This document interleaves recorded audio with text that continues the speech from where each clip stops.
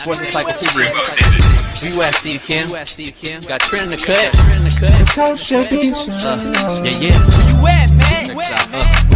In the gym shooting, I'm Durant. You ain't shooting John Moran. No fucking stupid, we ain't losing. Grind like something to prove it. Came to conclusion that it's proven. Yeah, I'm proven with a reliable source. Straight from the mouth of the horse. Smitty and JB and Smitty from West Coast to your side. Worldwide, we in your city.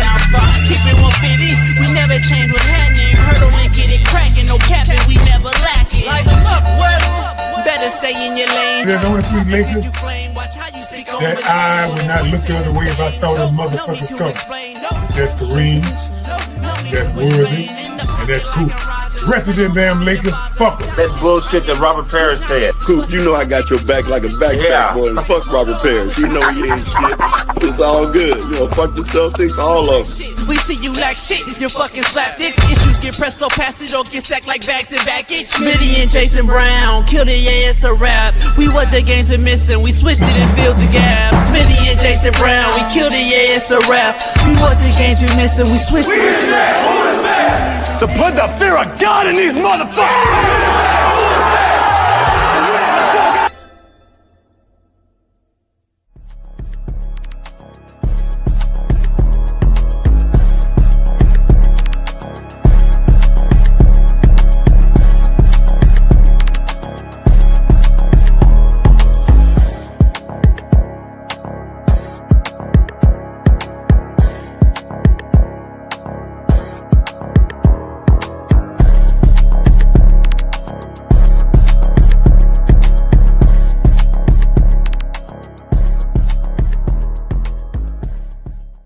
What up, man? We're in the building. It is a Truth-Telling Thursday. Tell the Truth Thursday. We are loaded right out the gate.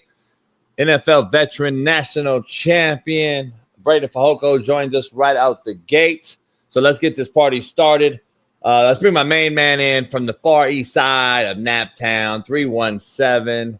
LeBron hairline having, Lamar Jackson loving, the new Indiana Jones jocking, Caitlin Clark glazing, AR5 still defending. Big Smitty joins the show. What's going on? What's going on, boy? Your boy looking good. I like the energy. I like the energy. You should probably redo it. What?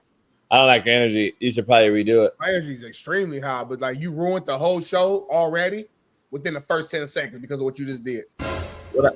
What I do? You talk about my background. You complain about my internet. Yeah. It's always complaints from your end. Yeah, white man. Yeah, exactly. Yeah, you worse than white moms, homie. Damn near. Damn near not, though. So, anyway, we got a lot to discuss here because we got a special guest joining us. But, Smitty, what's undefeated? Hold on.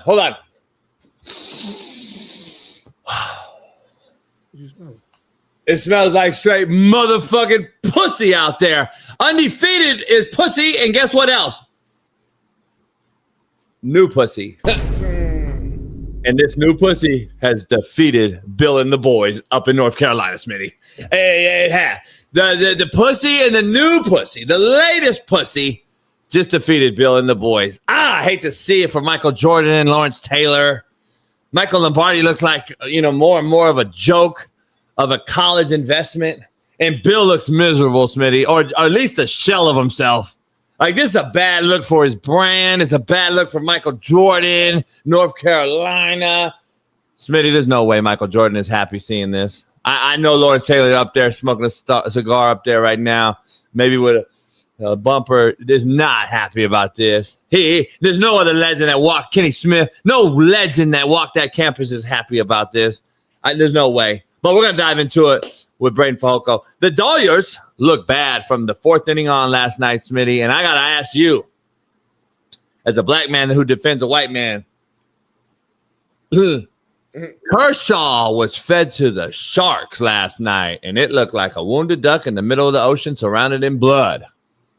Like, what in the fuck was Dave Roberts thinking? But we'll get to it. They didn't want to warm up the arms in the bullpen. They did not want to use any more arms for tonight to wrap this thing up. which the Dodgers will do. The Cubs extended the series versus the Brewers, Smitty, which helps the Dodgers. And is it time, Smitty? I'm asking you, and I'm going to ask Braden, who's a Yankee fan.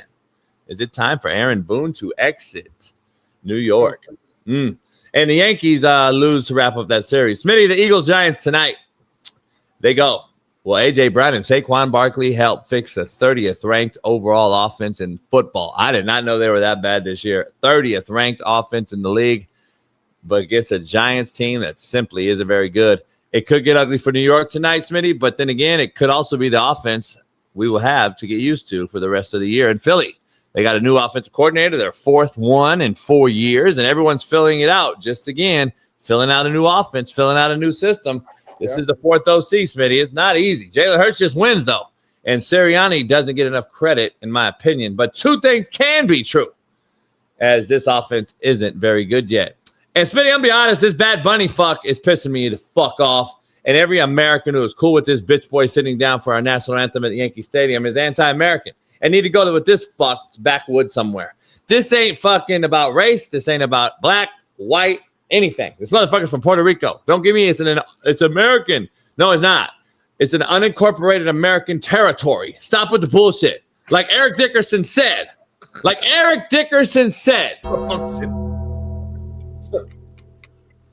If you want to hear something in Spanish, go over there and listen to that motherfucker. Brady Foco, Steve Kim, join us. Let's get to the start. Let's get to it. Unincorporated, and he did his research. You ain't never said that phrase in your fucking life. You're 50 years old. In 50 years, you've never used that phrase together. An unincorporated American territory. You've never said that in your life. Go ahead, Jason. I've used it a lot because in Kansas, there's a bunch of shitholes, and in other small countries, cities or states, there's a bunch of shithole cities and states that are called unincorporated, and actually just says unincorporated, a town that has no people in it. So yes, I've used it a lot. You don't know because you were still in your daddy's draws. I know because I've been around. You're older than me. I'm damn near 40, homie. You keep aging quick and catching me up during this 3 years. Like you act like you were in your 20s when you started the show. Right. Yeah. So anyway, let's dive into it. Now you're 40. But anyway, Put me over. Quote of the day, Smitty. Brought to you by BetUS TV. Smitty, yesterday you would say is one of the top 5 combinations of quote and CTB. Most definitely. That was really legendary status. I'm going to top it today, but I don't like your energy, so I think you'll fuck me and hate on me, but I'm going to give you a go. Quote of the day. Smitty, what's coming will remind you why you never give up. That motherfucker's deep. I don't think you're ready for how deep that is. What's coming will remind you, so what's ahead will remind you what behind you, why you never gave up. Oh, my. It's really a bore like when you really Brian Saxon. Yeah. I'm a rapper. I'm Bad Bunny, really. Like low key. Yeah. That's a hell of a quote, though. As Eminem-ish, the coldest rapper, the white boy. Contrary to belief. Brought to you by Valor. Make sure you head on over to Valor right now. Use the 20% code, Coach JB, and go over there and get you a case today. Smitty, loyalty isn't about words.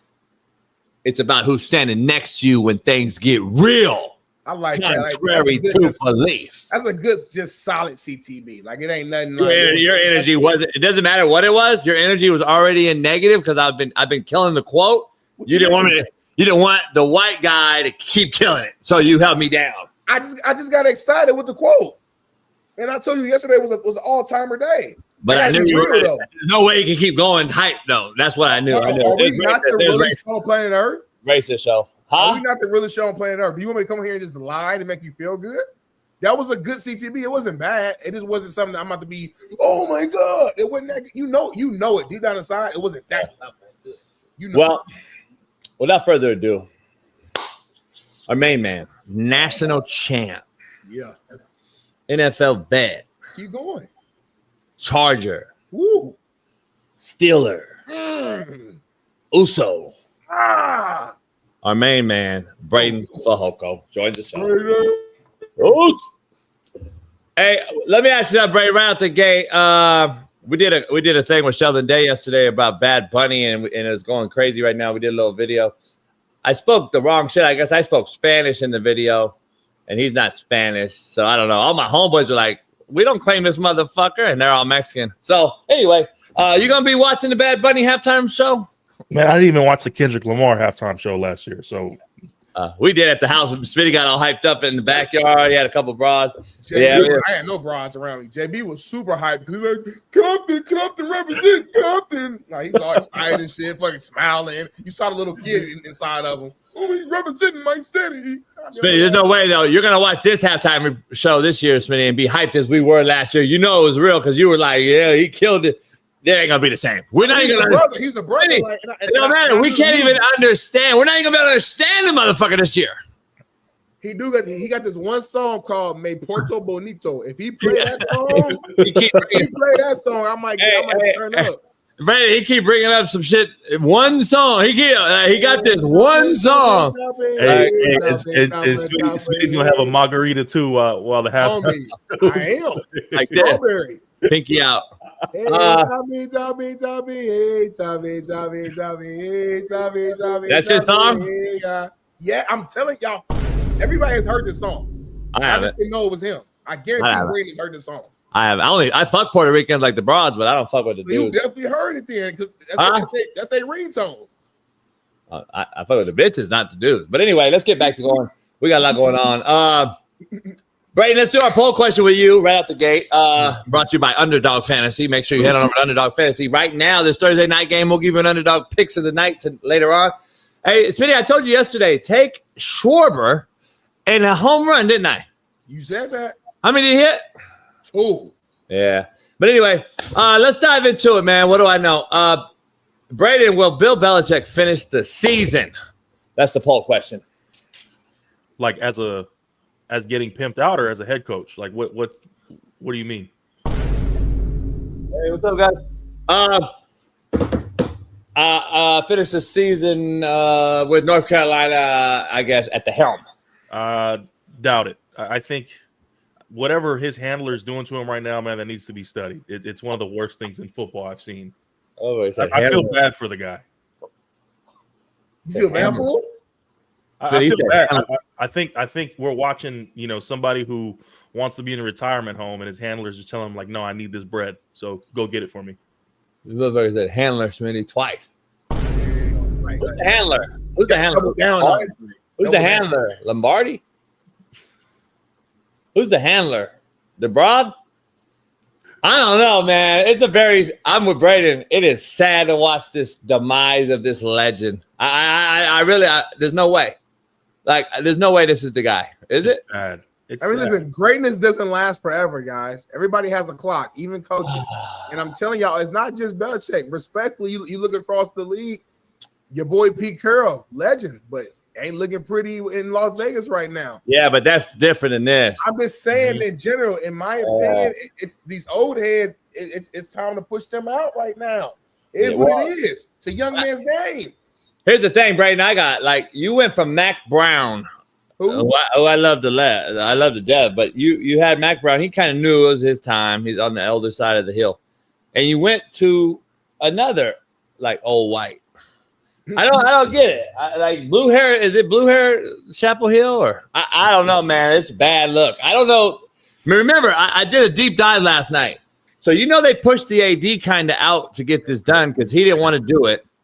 They got rid of the chancellor, Smitty, who didn't want to do it.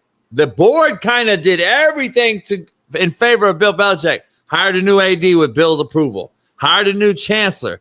Bill looks like he's got his toes are in the sand in this thing. He don't have to go. It looks like because it looks like he controls the full deal there. So I'm just telling you, man, this could get uglier, and he just has to say, all right, the social media is killing me.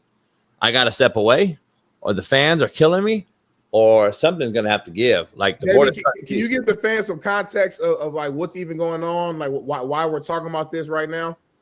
Because Pussy's undefeated. And new Pussy's even more undefeated, if that's even a thing. Right. I don't know. I'm just saying, Spinny. You know about it. I don't get it. I doubt she's even sleeping with him, if I'm being real with you. Stop it. You saw the yoga pose on the beach. I mean, she at most she probably scratches his back at night. At most. Homie, ain't no way Belichick going out like that. Ain't no way he's hanging around doing all that stuff. I kind of see that, Smitty, what he's saying. Like you don't see that. She rub him and he like, girl, come on, and she's like, "What if sleep?" Like he don't get nothing. He ain't that old. Don't do that. It ain't about that old. She's that young.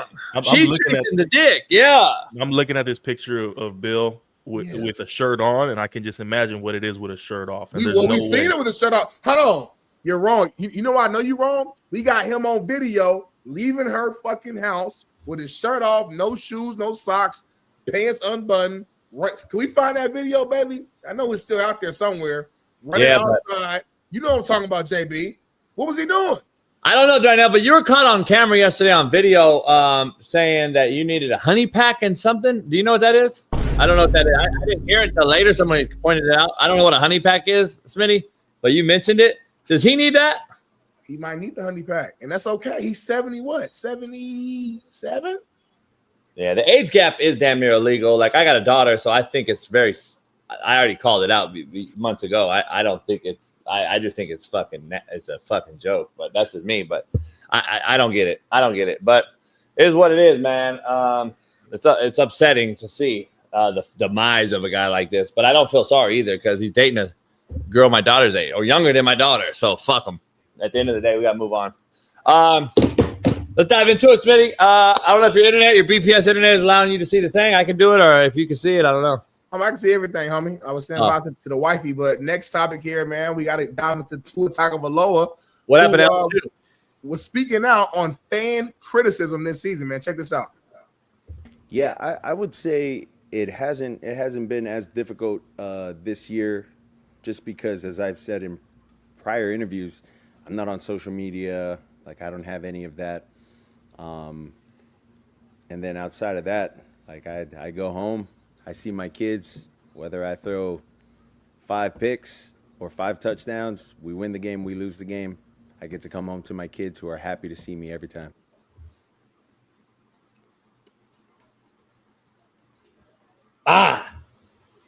You ain't like that, JB? I hate to see the demise of people, period. Like Bill, my Uso right here. Anyway, Brayden. Remember what I said 2 weeks ago? I said when these guys start talking about their personal life in football interviews, you know it's over. It's so over, right? When you talk about, man, we get to play this kids game, when they're asking you about the scheme and they're asking about the matchup this week, and you're talking about, I get to go home to my family at the end of the day. Man, we get to play a kids game at the end of the day. None of this matters. When you start hearing that in interviews, man, that shit is so over. I can't even explain. Just pack up and book the vacation tickets this week. It's over. So he's going back to the Rock? I don't know about the Rock, but he's definitely done in Miami. Damn. He reminds me of LeBron when they lost against the Dallas Mavericks in the NBA Finals. He's like, at the end of the day, I'm still gonna go home and be who I am, and you got to go home and live your average lives and do whatever. So that's exactly how he sounds like right now. He's like, hey, I got my money. Shoot, I'm good. It's just good. Football is what it is. Hey, Brayden, if I told you, if I said Lane Kiffin, Rex Ryan, who has a better shot at being the new Dolphins head coach? Lane Kiffin, 100%. I'm not sold on Rex getting back out there and putting out a good product. I think Rex is trying to reach for something right now to get back into the league with all his horrendous takes on ESPN. But from a coach's perspective and getting an offense ready and getting a team assembled, I'd put a lot of money on Lane Kiffin being the guy instead of Rex. Oh, man. Smitty, I'm cooking you and Bailey in the private chat too, Brayden, so you can see. I want to be clear. I think it's over. It's over in Miami. I think the ownership now is involved, Smitty, as we've been saying for the last 3 weeks with the Big Daniel thing coming up to the podium. Like, and I'm just like, fuck. Nobody knows what he's saying. It's a bad. You got to win. Winning is winning and losing is losing. Like, what the fuck we talking about? That's him, though. Braden, I got to ask you about your alma mater, though.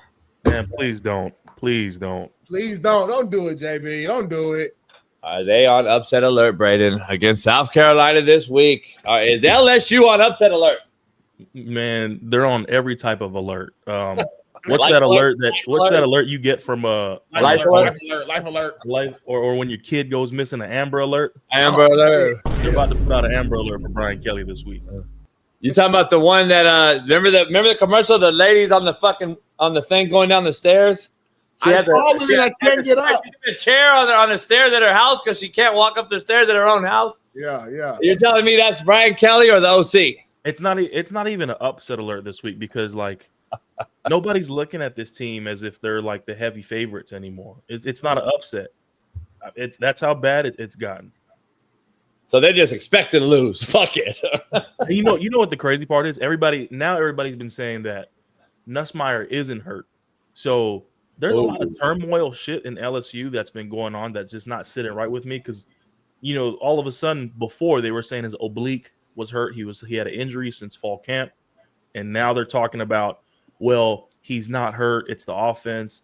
And there's just so much finger pointing going on right now. That's how I know internally it's just disgusting right now. And they're just due for and I'm kind of being bad saying this because it's my alumni and my alma mater, but man, they're in for a rude awakening with this schedule coming up. There's a lot of teams that have a hell of a schedule in the SEC. I got to ask you something before we move on to the next question, Smitty. Like Cam Newton is going at fucking Barstool. What's the name? Portnoy. So Portnoy came out and was like, "Oh, the SEC's no longer what it was 10 years ago." And then Cam Newton went through like this checklist and was like, "Come on now, Michigan's not even as good as like our sixth best team, Vanderbilt." Right. Like I kind of agree with Cam. I'm not sold on the Big 10 yet. Like I'm not sold. I don't think it's even close to the SEC this year or any year. I know they've changed and moved all these teams, but listen, man, come on. Penn State just lost to UCLA. Like there's just no exception. Vanderbilt's a good football team. Like that team right there, even though the score was indicative, they were in it with Alabama the whole game. I think they can go on and make a run and not even lose another game based on their schedule, be a playoff team. I don't know how many playoff teams the SEC has. But, like, I don't see that being a thing. And then everyone wants to go say, oh, the SEC's overrated. Well, football's watered down right now. Regardless, every single conference is watered down. But at the end of the day, if you have to pick, there's still no comparison, in my opinion. Talent, facility, and ranking. Is SEC still king of the hill? Is that for me or Smitty?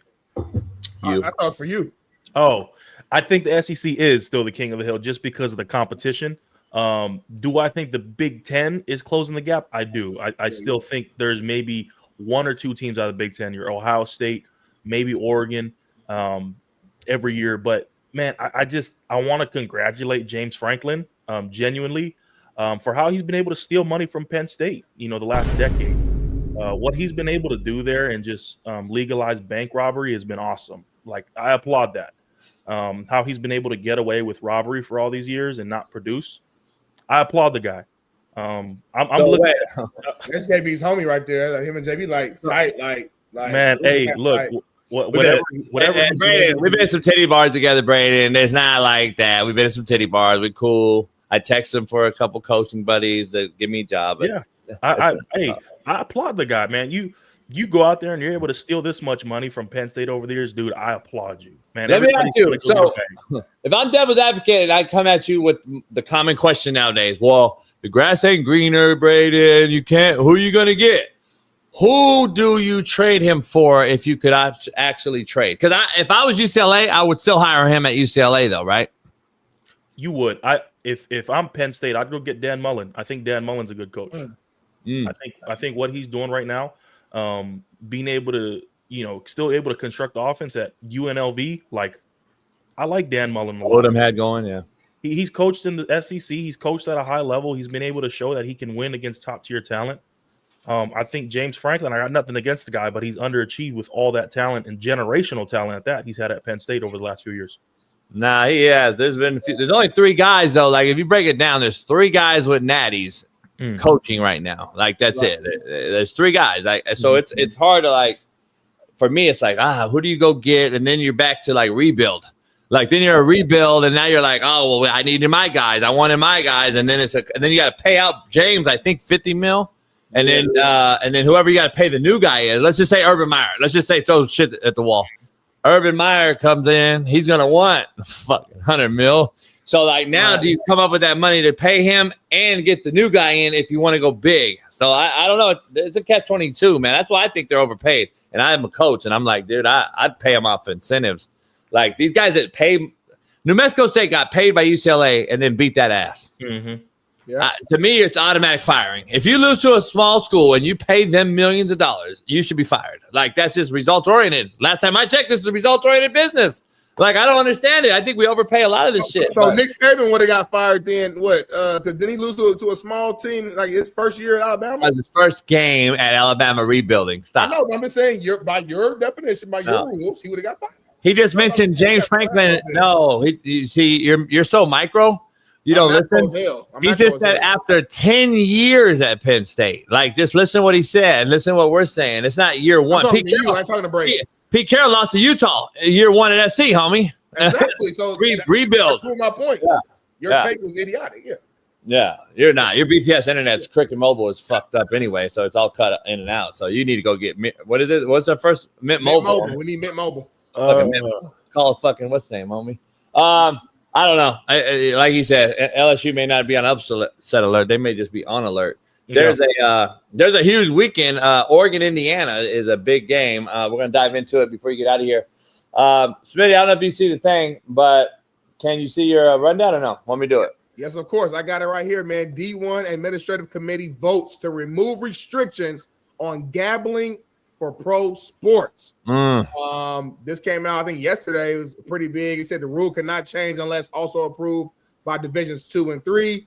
The NCAA Division I Administrative Committee passed the dates for the one-time only college football transfer portal on Tuesday.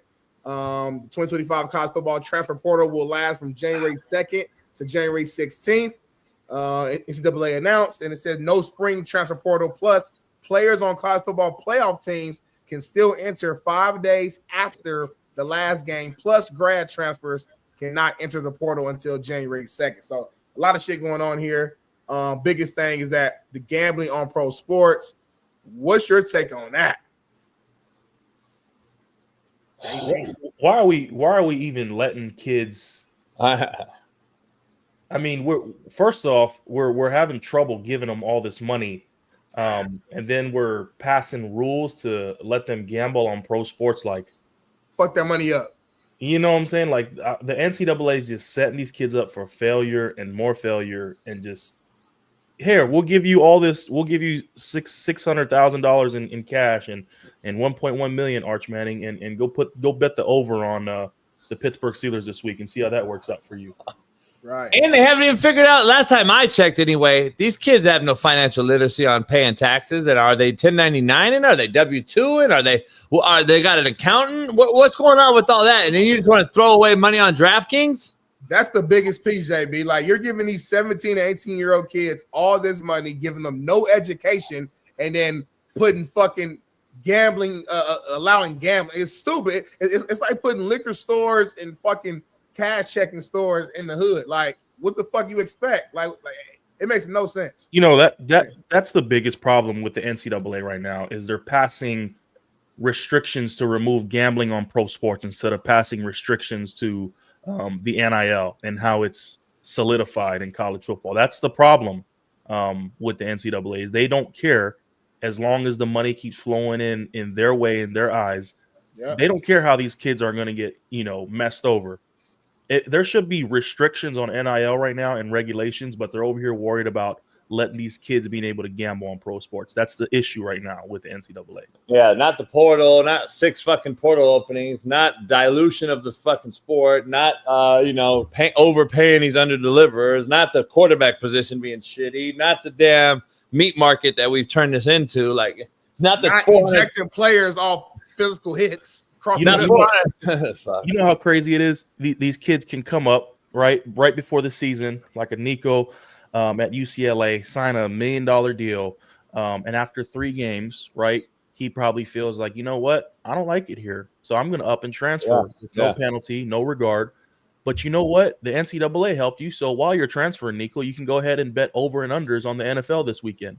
But there's no regulation to the money we give you for NIL, buddy. So feel free to leave and hit the transfer portal as you wish this week. See, go ahead, JB. No, go ahead. I don't get it. I was say we're gonna fuck around and get some college kids to come on here and do our weekly betting segment. Have all the top fucking Ryan Williams, fucking all the fuck Orange. You know what I don't get? Like the funny part about all this shit is like, can I as the coach come in and say, Nico, you're fucking shitty. I'm pulling your fucking bag. Now get the fuck out. See, if a coach did that, now we're fucking everything. We've been labeled fucking everything. Narcissist, racist, fascist, fucking, we're everything. We're fucking like, we got this mentality that we're dominant over the player. All this bullshit. But they can do it, right? It's cool. 17-year-olds. That's the problem. I told you about Smitty 3 years ago. I said, we're fucking barking up the wrong tree. So when a guy gets tired of Nico and he's not good enough, then what? We just got to write it out. We got to write it out while he shops on the job. So he can still shop on the job and try to look over and go to fucking San Jose State or wherever. But I got to deal with a guy that's not all in and I'm paying him and we're shitty. Come on, homie. Make it make sense. Like, this shit is ridiculous. Man. The NCAA non-carrying assholes of America. But it is what it is. It's hard. It's hard to be a coach in today's society, man. It is. It is. Yeah, I couldn't do it. There's no way I could do it. I'll choke shit out of someone like Smitty. But go ahead, Smitty. Your hands couldn't even fit around my neck. No, my neck's so strong. Like, it's JB, you're gonna get fined $100,000 if you did that. Oh my God, that was my next question with you, man. I can't believe I saw you and Des Bryant's interaction that you guys agreed, and Des and Booger McFarland or somebody disagreed. Marcus Spears, and then I'm dumbfounded by the guys that are a little bit older that are like against it. Like I'm totally with Dez, yourself, myself. We're all on the same page. Marcellus Wiley. A lot of us came out and be like, "What is this?" We woke up our players to this. Like, "Hey, Brayden, what up, man?" Hit across the chest. Like, let's go. Like, this is what it is. And I saw all your tweets too. And I was talking to Smitty yesterday after the show about it. Like, I mean, like, this is ridiculous. So, like, is Harbaugh not doing the fucking boom, boom, boom, and to Herbert and what else, Smitty? We saw. Is Andy Reid and Travis Kelce gonna get fucking fined next? My whole problem is, one, we play football, right? Right. How many times have you ever, has a coach ever come up to you on the sideline? Smitty, JB, you probably done it with your players. They probably just had a bad drive, a mistake on the field. You're on the bench. I've had it done to me at least 100 times where a coach came up to me, slapped me on the pad and said, "Come on, man, let's go." Yeah. I mean, that's just normal. Like, man, if you saw what Coach O did to us at LSU, you would have arrested this man for 25 to life. You know what I'm saying? Like, there's times, that's what I'm saying. Like, you people are making it like Jonathan Gannon came up there and hit him with a Mike Tyson combo. I know, dog. It's fucking ridiculous. I'm so sick of seeing everybody talk about, well, he put his hands on him. I'm so fucking tired. If you ever put your hands on me, yeah, I hate that. I'm like, dude, when is hitting a guy in his shoulder pads, telling him to let's go pick his shit up, the problem in football? It's become so soft nowadays where I'm just like, man, everybody's looking for this victim identity and cop out. And it's sad that it's come to the sport of football. I'm just like, what are you supposed to do with Jonathan Gannon, right? Nobody knows how this conversation is, but I guarantee you, Jonathan Gannon's probably telling him right now, like, man, let's go. Like, you're better than that. Run the ball through the end zone. I trust you. We're going to give you these carries. Let's go. Pick your shit up and tap them in the shoulder pad. But man, it's crazy. It's so Brandon, bad. you know what I correlate this with? Because I've had it out with former NFL guys and stuff, and we're cool people and shit. We get along and shit, but we disagree on this one thing. Like, I'm a huge advocate. Obviously, I got a daughter. We got mothers. I was raised never put my hand on a woman, right? And I'm like, all right, if you hit a woman, you're just a bitch-made motherfucker. Like, I don't give a fuck. And my whole take was like, this broad could hit me a fucking 1,000 times. I'm like, it's not fair. It's not even. I'm not worried about her hitting me. I'm not gonna hit her. We've had these arguments. The guys on the other side, though. JB, she put her hand on me. I'm knocking that bitch out. I'm like, you're a bitch then. I said, at the end of the day, those are the same people I saw on this thing. The same people. I'm not even going to say no names. It's the same people that was that way or this way about, put your hands on me. I'm gonna knock you out. Motherfucker, it's football.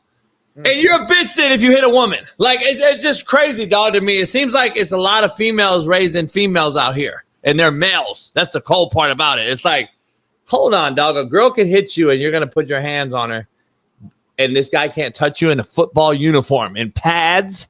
And you're going to put hands on him. You're going to eliminate the coach. Get the fuck out of here. This shit is crazy. Let's keep in mind that he's a running back, and we're sending them out here to get hit by guys built like Ndamukong Suh and Haloti Ngata every single play, Vince Wilfork.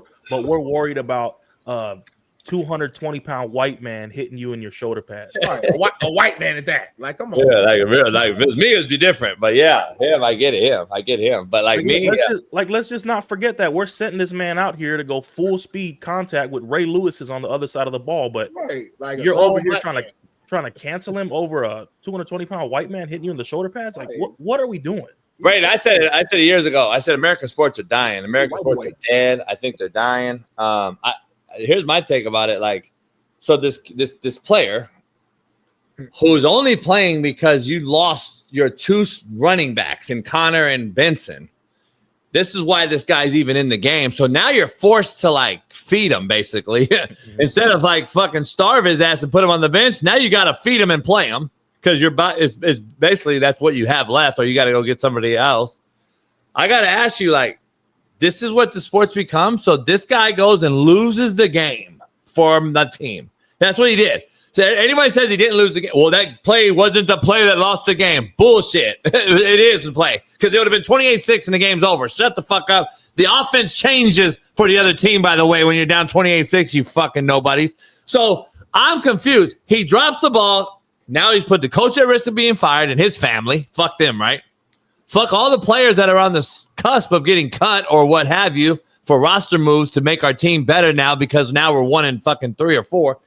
And then this guy doesn't get anything. There's no consequences for this kid whatsoever because he fell in a perfect spot because two guys went down. So like, and the coach has to get fined. See, if I'm the man of if I'm the player and I was raised up, I would have went in and said, coach, I'm paying your fine. That's just what it would have been because that's what the fuck he should do because he knows. Go half on it at least. Go half on it at least because I don't know his money situation. He might not have that money like that. You know. Here's the relationship. The relationship though is like AJ McCarron said yesterday, and I said on Monday, Smitty, we don't know the relationship. Right. To me that looked like a friendly relationship, and they all got along because the O-line, and Smitty and I pointed out, Braden, the O-line has his hand around the guy. And if he knew anything was up, he would have gotten between it. Yes, yeah, come on, man. He would have separated. No reaction at all. These people don't know the locker room into some intimacy. They don't have a clue. These guys on social media, these Barstool fucks and all these people, they have no clue about what it entails to be in that locker room and sideline and this time we spend together. They have no idea. They see you put your hands on me. Shut up. Like I said yesterday, how I talked about Jonathan Gannon and, how we become so soft as a society and how plays like that get coaches fired and you take food off their plate. And somebody replied, they were like, well, Gannon's a millionaire and, the football player is 100K. I'm pretty sure he's not going to be missing no meals. But what you see and what you fail to understand is plays like that do get coaches fired. Your team structure gets shaken up, right? Now you're thinking, oh, we lost that game not just because of that play, but this player. So there's a lot of alternating factors that go into that. And then not only that, when the coach gets fired, everybody in that organization, from the bottom scout to the trainers to everybody that's involved with that regime, gets fired. Now everybody's looking for jobs solely off of one play.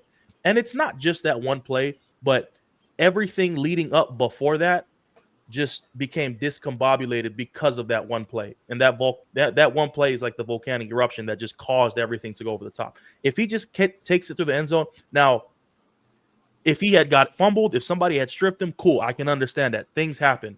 But you just dropped the ball before the end zone. It's simple shit. JB, to his defense, thought he still scored the touchdown when he saw the video. Well, we watched from the side, and I'm like, did he cross the line? I want to know if the ball actually touched the plane. Was it a reviewable thing? Did they review it and say, all right, it wasn't a touchdown. He dropped it before the line. Anyway, either way, though, we broke it down, and I was like, see, that's the white man looking fucking ugly and just trying to win versus the brother who want to look pretty and lose. And it goes back to the white man can't jump, the movie. That's what me and Smitty broke down. We broke it down. That's the white dude. CMC would have, hey, Brandon, I showed him. CMC would have had that motherfucker like handed the ball to the ref like in the back of the end zone. Like, you know what I mean? This motherfucker dropped it at the 1 yard, like flossing, looking at a bitch in the crowd and shit. Like, BPS, Brandon, BPS. Here's the thing about it, too. I'm trying to figure out, at the end of the day, though, like, are we not fucking rewarding these cats over and over, like, tremendously? Generational wealth, the guys that get their day. It's a job to do. Like, you're the third string guy. Are we not failing these kids by saying, hey, dog, you don't watch enough fucking film? One of the greatest running backs in today's game, Jonathan Taylor, Smitty's hero. They're my hero, but did it last year, Braden. He did it last year, Braden. And to me, it's like, you don't watch football. You don't watch the guys that ahead of you do it and fucked up and was like, I never will do that again. I'll apologize. And I can't believe I did that. It was unprofessional of me. Jonathan Taylor came out and said the whole thing when he did that shit last year. Yeah. These guys, I bet you this kid didn't even see it, never heard of it, because they don't watch football no more. They play video games. They look worried about Dubai. I don't think in young players podcasting. I don't think the young players are invested at all, and we're overpaying them. That's just me. No, you're spot on. And nobody's gonna. Let me rephrase this. Nobody in the league's gonna like what I'm about to say, but some of these guys are just out to get the money. None of them don't love the game as much as they used to. Now, don't get it twisted. There's still a lot of guys in the NFL who still love and play this game, and even if there wasn't money involved, they'd still strap up their shoulder pads, buckle up their helmet, and go hit somebody on a Sunday. I truly believe that. Sure. But for 70 to 80% of this league, a lot of them don't care. A lot of them don't put in the work through the week. A lot of them just want to show up on Sunday, ball out, get the perfect photo for Instagram, find a fire-ass caption, be like Shea Gilgeous-Alexander, and collect the check every week. And that's what it's become. Hold on, time out. What's, man? This ain't a basketball show, but what made you say, what's your beef with SGA, the MVP and the NBA champion? I ain't got no beef with SGA, but as the kids like to call it, aura. Everybody wants to have that nowadays, and everybody's looking for the perfect picture to post on social media nowadays. That's the issue. Nobody's looking to hit somebody in the mouth on Sunday. Everybody's just He Canadian too. I don't fuck He's a hooper though, like really. Screams football. Like you look at some player, Demario Davis. It screams football. Like he loves football. He wants him and Scatterboo going at it last week. They got it mic'd up, and I love that shit. Yeah, that's football, man. I love that shit. There's still a lot of that, y'all. Come on now. There is, but man, you still there's a lot of guys just wanting to collect the check in the NFL, man. Smitty, you can say a lot of guys don't water down the good guys. No, but that's the problem, Smitty. We never had that. It was all guys before. That's the difference. That's not cap. That's not cap. You know what happened? We found it in the locker room really easily. It's never all. No. I hate words like all. Smitty, you were in a locker room, homie. Stop. You knew. You smelt it. It's like pussy. You smell it. Yeah. And shit, he ain't all in, coach. Like we knew it. In the league, they got rid of the guys. Nah, they got rid of guys in the league back in the day, homie. I'm just telling you, when I played, they got rid of you. They wasn't going to saturate the league. Now we've allowed it to saturate the league with a bunch of guys overpaid under deliverers. And now, gimme. We become so gimme, because you'll cancel your ass if you say something back to them, homie. That's just what it is. All that sounds good, but at the end of the day, you're not going to tell me every single player in the league. I'm not saying every single player. We just said it. We just said it. We just said when you found you signed it. No, we found it a lot easier back then, homie. You're not listening because you're so micro and you're like 20 years old. Very macro. And that's the problem. We saw it easier. That's all. But anyway. I'm saying homie. You ain't playing the league. Braden, I did get checked. Braden, Sauce Gardner, I've come out and called him out. I called out the wideout too. I said the Jets might have missed on a lot of big-time gets. My own players there, Jermaine Johnson, who's been injured, they might have missed on a lot of those first-rounders, a lot of that big draft class they had a couple years ago under Saleh. I said Sauce Gardner hasn't got better. I said it last year. I go, man, the dude doesn't have any contact courage. He won't come up and hit you. He's double move susceptible. I said it last year. Then what's his name? Wilson, the wideout. I'm like, man, I haven't seen what we thought we were gonna see. My point. But I want you to take a listen to this video from Damian Harris, who questioned Sauce Gardner, and see what you think. Seen Sauce Gardner improve as a corner since he got to the league. I still see bad technique at times. I still see him being handsy, grabbing receivers. And to all of Pete's point, if your number one corner that you just paid a boatload of money to can't cover, well, what does that say? You like when even your best player has to play well at some point to give you a fighting chance or give you a hope that maybe the talent that you have at least can maybe get you out of some certain situations. But we saw George Pickens take the top off on Sauce Gardner. They look poorly coached. Their best players aren't playing very well. And when coaches aren't coaching well, players aren't playing well, you're 0-5, just like the Jets are. Brayden? I don't know if you guys. Factor cap. Fact, I don't know if you guys saw Sauce Gardner's interview after the Miami Dolphins game when he said they get flagged. He particular gets flagged more because they're not a good team. What? So he had said in an interview, and I'm pretty sure Bailey will find it. You guys will see it after the show. But he said in an interview that they get more flags because they're not winning games and they're not a good team. So officials are going to target them a lot more. So that's why he gets flagged. And that bugged the shit out of me because, one, man, you're in New York, one of the biggest football markets in America. Two, you get paid well as a top cornerback in America. My goodness, Lord forbid you come out, you're going to have holding calls. You're going to have a pass interference. Man, own up to that shit. Don't come up after the game and talk about we get penalized because we're a bad team and teams just target us. If you look at the good teams, they don't call penalties on them because they're winning. That's such a cop-out. You know, that victim mentality is so horrible, man. Like, you get paid $30 million a year. Man, you won't ever have to work for the rest of your life. Put your all into guarding the guy, guarding the number one receiver. But coming up after the game and looking for cop-outs like that is totally weak to me, especially as people look to you as the bona fide number one cornerback on the New York Jets. You know, it's weak to me. Yeah, I agree. I think it's the whole mentality we've created, though. Like, we pay these guys, and then you hear a guy like, "Well, I'm not gonna risk my hangnail to lose my money." Like, what? Motherfucker, Ronnie Lott cut off his finger. Like, I'm not saying we're that dramatic now, and I'm trying to be this old head on the thing to Smitty's point. But I am saying, like, there's got to be some sort of threshold, Smitty. You're getting a lot of money. Play through some shit now. We're not playing through shit. I'm just telling you right now, there's no way there's this many injuries, and all of them are fucking bona fide, legitimate-ass injuries. Half of them or more are because we're hurt. We're not injured. Like, let's be honest. These motherfuckers getting away with fucking murder out here, homie. I'm just telling you right now, and that's coming from coaches I know in the league. Like, they're like, JV, like, you know, when you can't tell someone a lot of shit, but they're like, boy, you're lucky you're not coaching. That's all. When an NFL coach tells me that, and an USO NFL coach, you do the fucking math and figure it out. Yeah, it's bad, man. I don't know. But anyway, Smitty, let's play a game. Uh-oh. He loves the games. Here we go, Braden. Braden, hell yeah or hell no? Joe Flacco will lead the Bengals to the playoffs.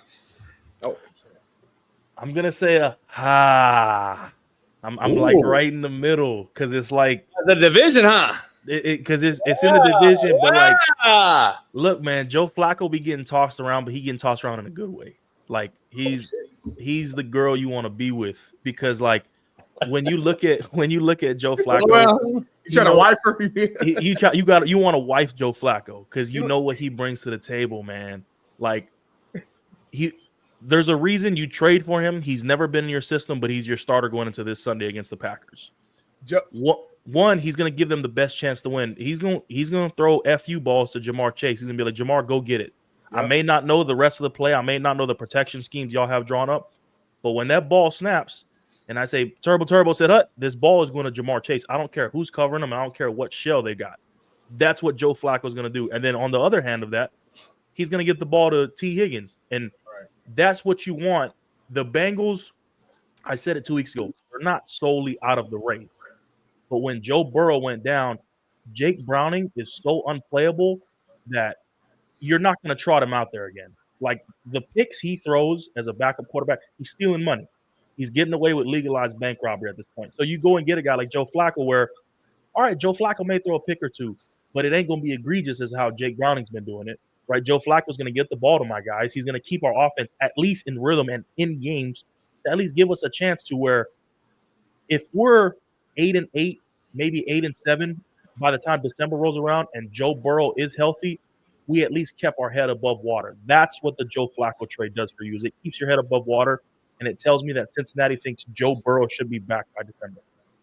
And that's why I told Smitty, I said it gives him a semblance of a Joe Burrow-esque ball spinner. That's what I was saying. It's to keep those two prima donna high-paid wideouts happy. That's what I said it was yesterday, and I think that's what it is.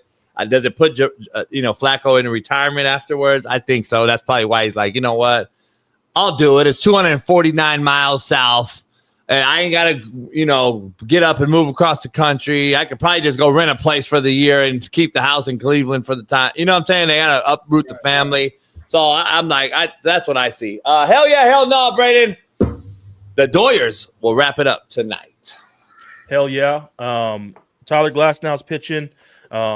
I just got word from one of my close friends that Shohei just put in a large bet for the Dodgers money line tonight.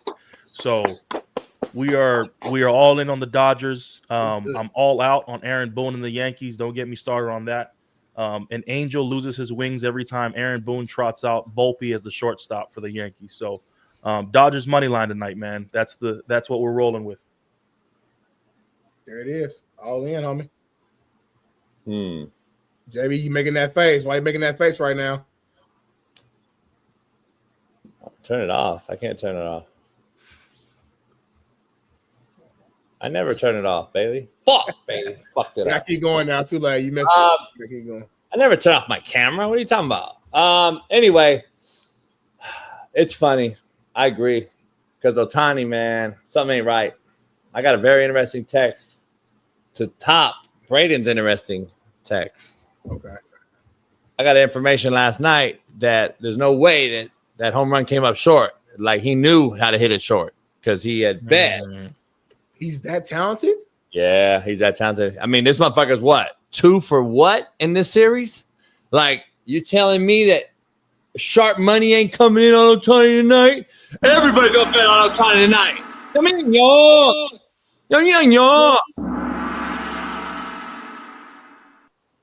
4 bases, take me plus 800. Like a motherfucker act like you don't know English, Braden.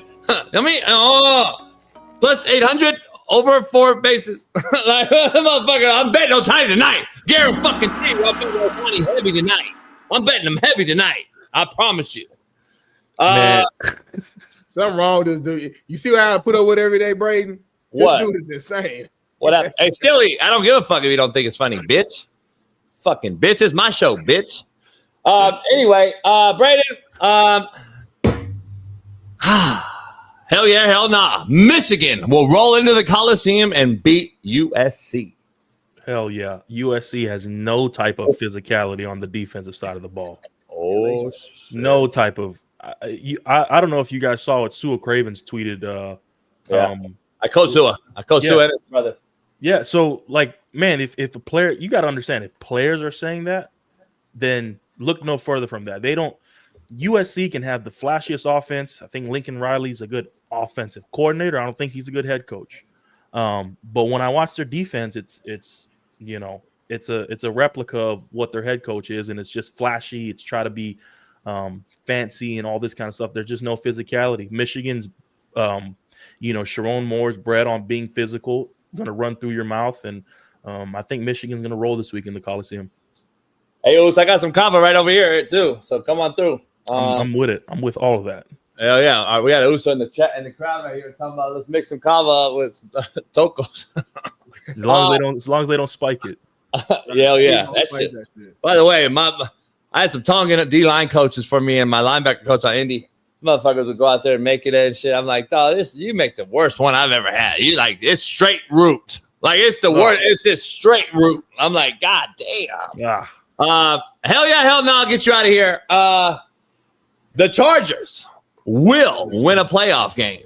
Hell yeah, hell no. They've lost 2 in a row. 2 old tackles are out. Alt may be coming back. We'll see. But Smitty's homeboy, Sheldon Day, went into town last week and got it done for Washington, and now they've lost 2 in a row. Can they get it done? And will Justin be the year for Justin Herbert to win one? Man, I'm gonna say hell no, strictly because and man, I got a lot of love for the Chargers, man. But if they're gonna continue to neglect not protecting Justin Herbert, they're not gonna come anywhere close to winning a playoff game. He's been Burrow. You can say he's gonna be the next Andrew Luck. It's actually worse. He's been hit more. He's been pressured more than Andrew Luck, and the path they're going down right now it's not an ideal path. You can't just throw the ball 40, 50 times a game. Omarion Hampton's hurt. They have Vidal and Haskins as their two running backs now. They got to go make a trade. They made a trade for an edge rusher, but that's not going to help your quarterback. Like, go trade for offensive linemen. Go trade for a running back, a workhorse guy. I said go get Alvin Kamara. People were like, well, he's a 30-year-old back. He's old. I don't care if he's 30 years old or if he's 35 years old. If the motherfucker can play football, I want him on my team. And if he can help me and if he can help the guys around me win, go get him. Like, I don't get it, man. You're helping everybody else but the guy that's going to win you a Super Bowl. And so if they don't keep him upright, if they don't surround him with weapons, and weapons as in a running back and offensive lineman protection, they won't be able to win a playoff game this year. And there's a lot of people who are true Chargers fans that will agree with what I'm saying. Yeah, no doubt. Last one. Hell yeah, hell no. Indiana will beat Oregon. Ooh, I always feel like Oregon's always due for one upset loss of the year. However, I don't think this is it. I'm going with Oregon. I think Oregon's loss comes in the Big Ten championship to Ohio State. But I expect a huge shootout this week. I think Mendoza is a good quarterback for Indiana. I don't think he's the best quarterback in America. You know how I feel about that. I think Carson Beck's the guy. But I expect a good old-fashioned, Western shootout this week. Dante Moore's another good quarterback. So a lot of points will be scored, but Oregon wins in a shootout. No doubt. Brandon Malco, a lot of people in the chat saying you need your own show. Well, guess what? He is going to get his own show going. So you guys, you're going to get on that, Braden. You know when you're starting that up yet? I've been working on it, man. I've been trying to produce more content, just trying to gravitate more followers to the page, to the YouTube, to the X, just trying to grow it, man, organically. And then, just been working with Bailey in the background, behind the scenes, man, trying to work out the logistics and see how we're going to go about this business. And one of these days, I'm going to get it popping, man. Hell yeah. I'm going to fire that motherfucker. Yeah, I'm going to fire him too. I got him like 28 jobs. Now. Like 20 jobs. He like fucking Mel's Diner back in the day with Alice. Braden's old school. He knows all the old school shit. Smitty's never heard of Mel's Diner. He never heard. I'm older than Braden. So younger mentality. Younger mentality. I've been in Mel's Diner. Young mentality. Not the one on Sunset. Not on Sunset, homie. Stop. Braden, hey, what's up, man? Enjoy the kid. Guys. Braden, last question, Braden. Can you kick a ball or no? Oh, I'm so glad you asked this. Smitty, I'm so glad you asked this. Okay, one. I got so criticized last week, right? One, people don't know how to take sarcasm on this app, on the internet, okay? Two, if people actually saw the weekly schedules of a kicker at any level of football, in the NFL, college, in the NFL, these guys are golfing during the week. They show up one day, get their work in with the field goal and the kickoff team, and they're out here laying on massage tables throughout the week, as we saw with Justin Tucker, and teeing off. Like, my goodness, these guys do absolutely nothing during the week. And I was grateful to be around one of the best kickers, Chris Boswell. That motherfucker don't miss from anywhere. So he was always getting high fives from everybody. Yeah. Chris Boswell will be the first one to tell you, if I miss the kick, don't come around and try to high five me and hype me up. Like, right. I sucked. I deserve to be ridiculed, criticized. But Chris Boswell didn't miss no kicks. That's why from 60 he'll put it out because that's just what he do. But if you saw and JB and Smitty, y'all know y'all been around. Yeah.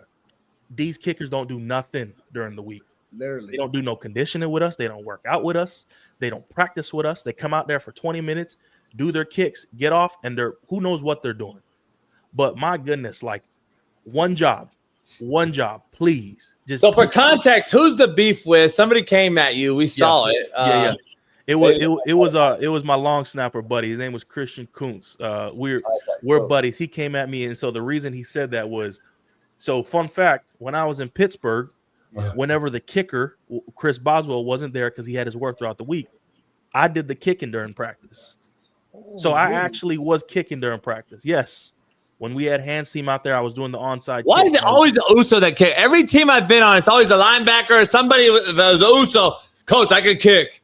I'm telling you. Is it rugby? Is it the rugby background? What is it?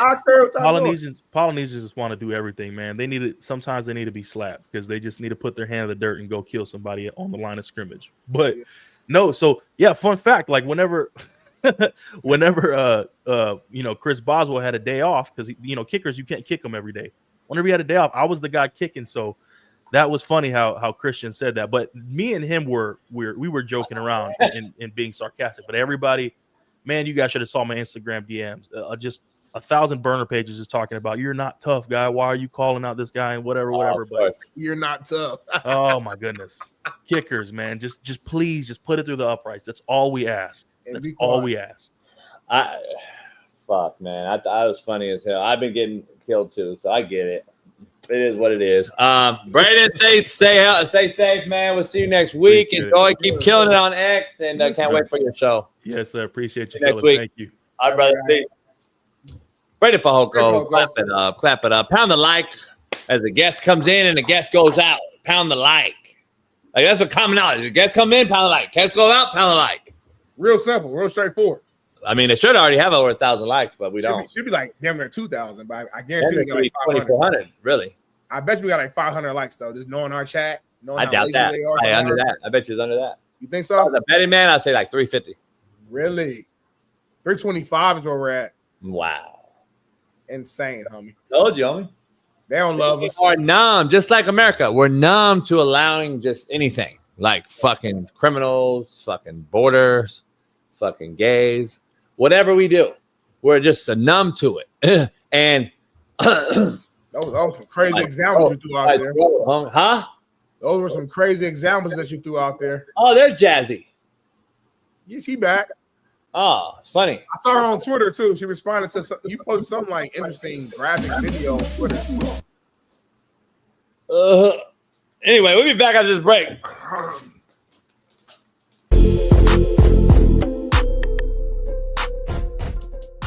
Hey, well, fuck it. I'll go home tonight. I'll drink my yak and smoke my stick, and I'll get it back cracking.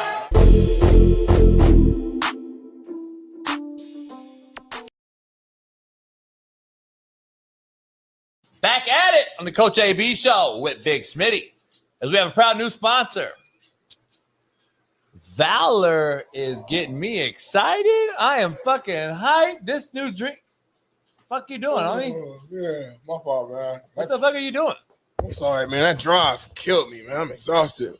2-hour drive. Oh, you don't know why I'm excited and hyped already? No, I know it's 5 a.m, but goddamn, homie. What's going on, homie? We got me, this new sponsor. Valor. Valor? Hold on, man. You haven't had a Valor? You ain't tell me about Valor. You're that tired. You ain't tell me about Valor. Look at this. I mean, the can looks dope. What is it? Valor Energy, homie. All right, well, let me try it real quick, man. You want to fucking pick me up? Shit. Does it really work? What? Watch out, homie. Oh. Yeah.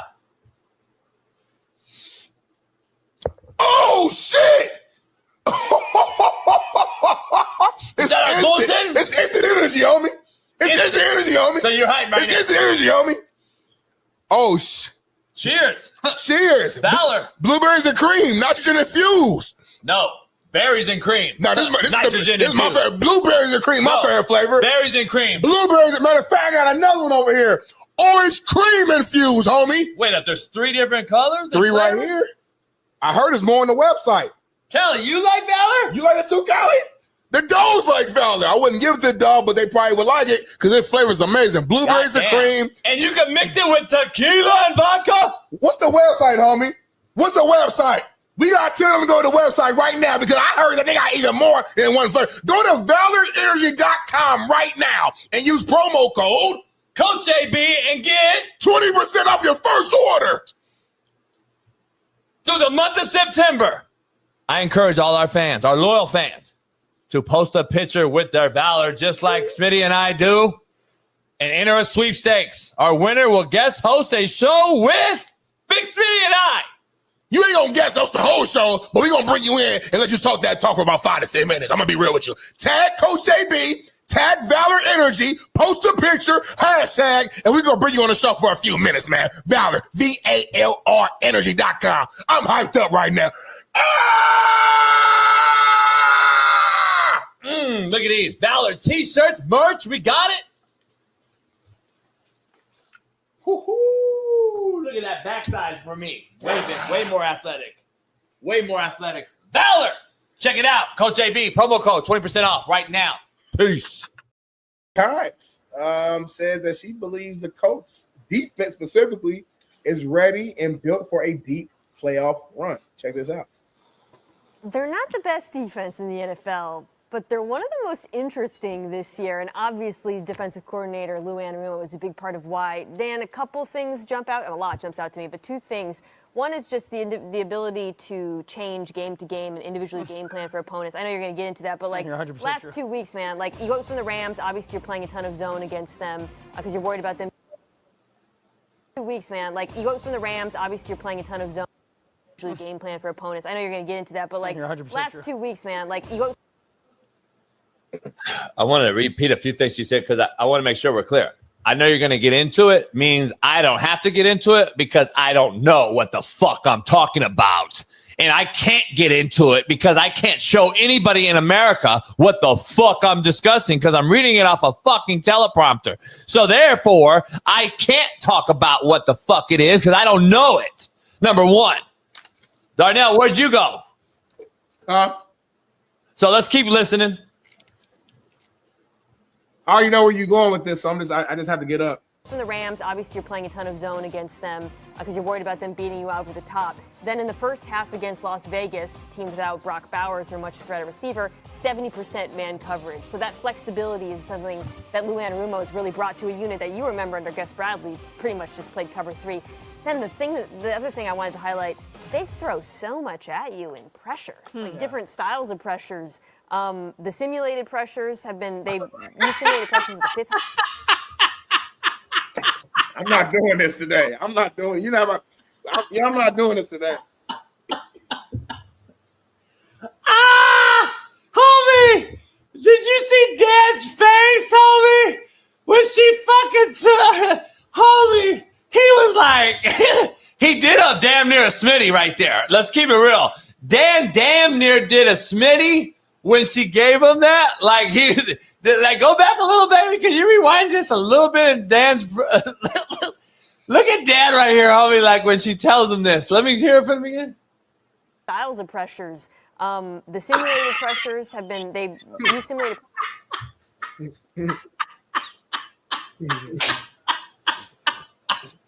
Hey, homie, you're sick, homie. You're sick.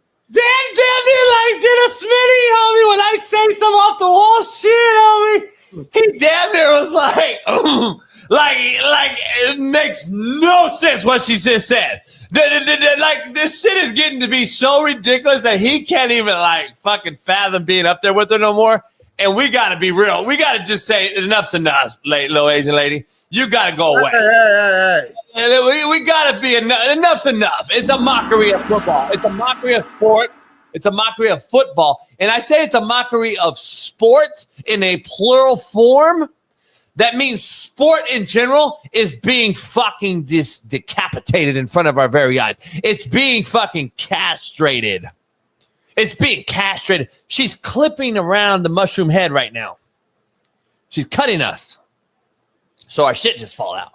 She cutting us right now, homie. She cutting the umbilical cord away mushroom from head, Bailey. The football, mushroom homie. head. She's cutting away football from us, man. From us men. She's taking.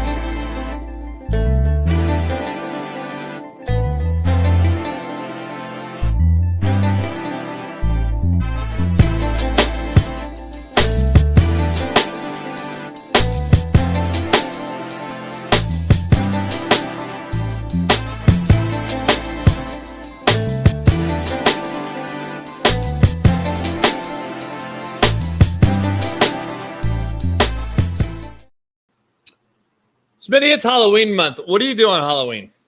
So Halloween's actually my mother's birthday. So Nice. Happy birthday to Mrs. Smith. Yep.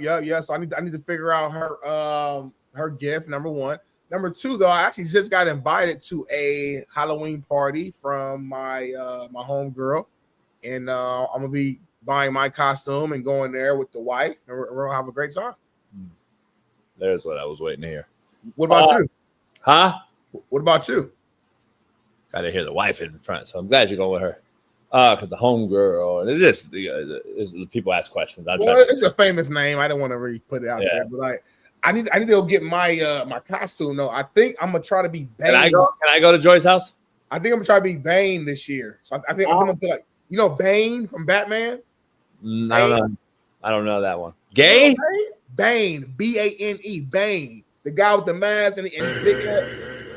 You said gay? Gay what? No, Bane. B as in bitch, A as in apple, N as in Naptown, E as in elephant. I thought you said gay. G as in gay, A as in gay, Y as in gay. I thought that. I heard that. My bad. My bad. We had a picture we could put up real quick. So my bad. My deepest. Cold as Bane. I oil my arms up real good. Get some baby oil from Diddy House. Oil my arms up real good. Put the mask on. Hey, everybody, is Bane. I never heard that. I never heard of him. No, I hate Halloween. I hate Halloween. I hate kids.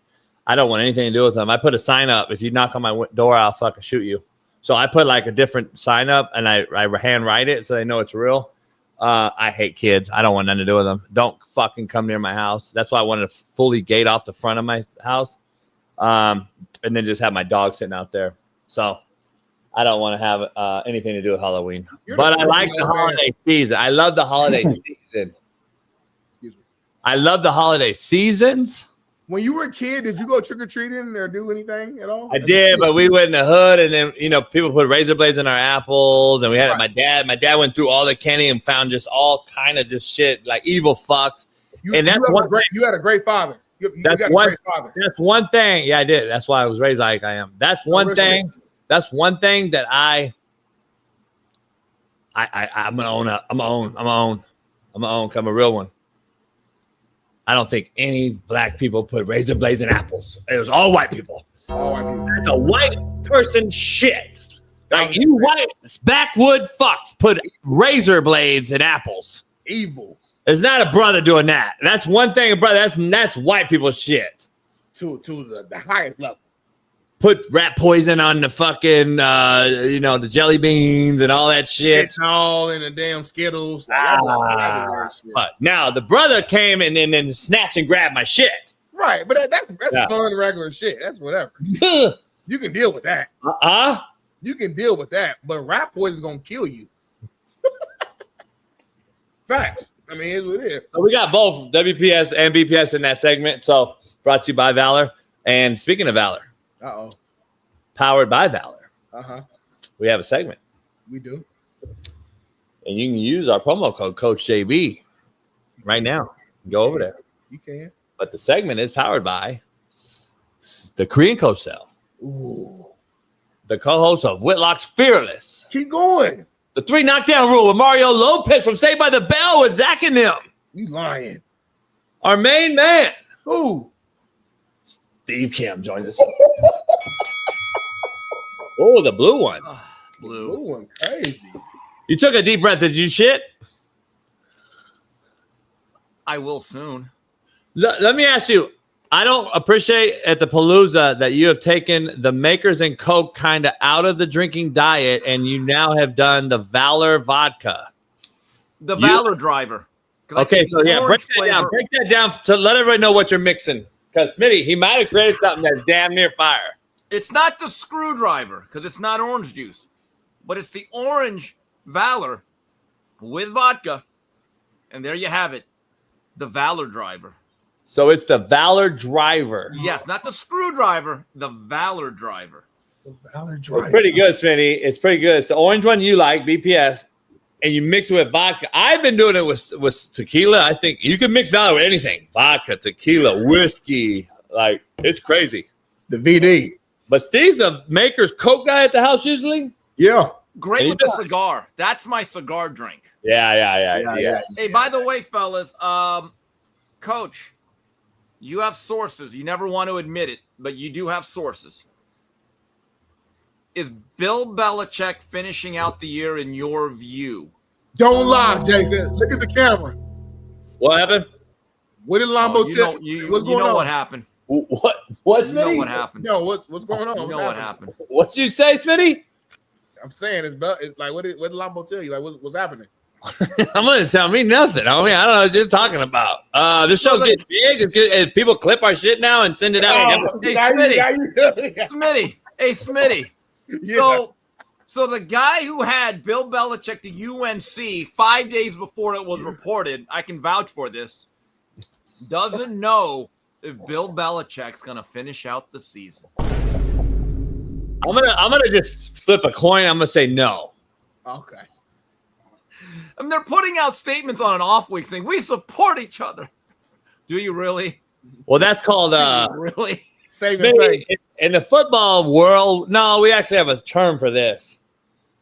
And Steve knows what it is, and Weddle knows what it is. It's called quiet before the storm. Oh, okay. Yeah. So you kind of quiet down before the storm, and then you put the cokehead in as head coach, and he'll replace it. That's what the plan was anyway. And then he goes from there. So, you know, one thing that's interesting about all the reports coming out from WRAL, they've done great work on this. This whole notion of players selling tickets. Guys, I've had player tickets before, and basically they're not tickets anymore. You have to sign in, and you're on a list. Yep. And you have to go to this booth that says player passes. Yep. You have to show your ID, and they're like, oh, there's no ticket. They give you like a thing eventually, but the selling of tickets, I didn't even know that went on anymore. Yeah, I didn't either. How do you sell those?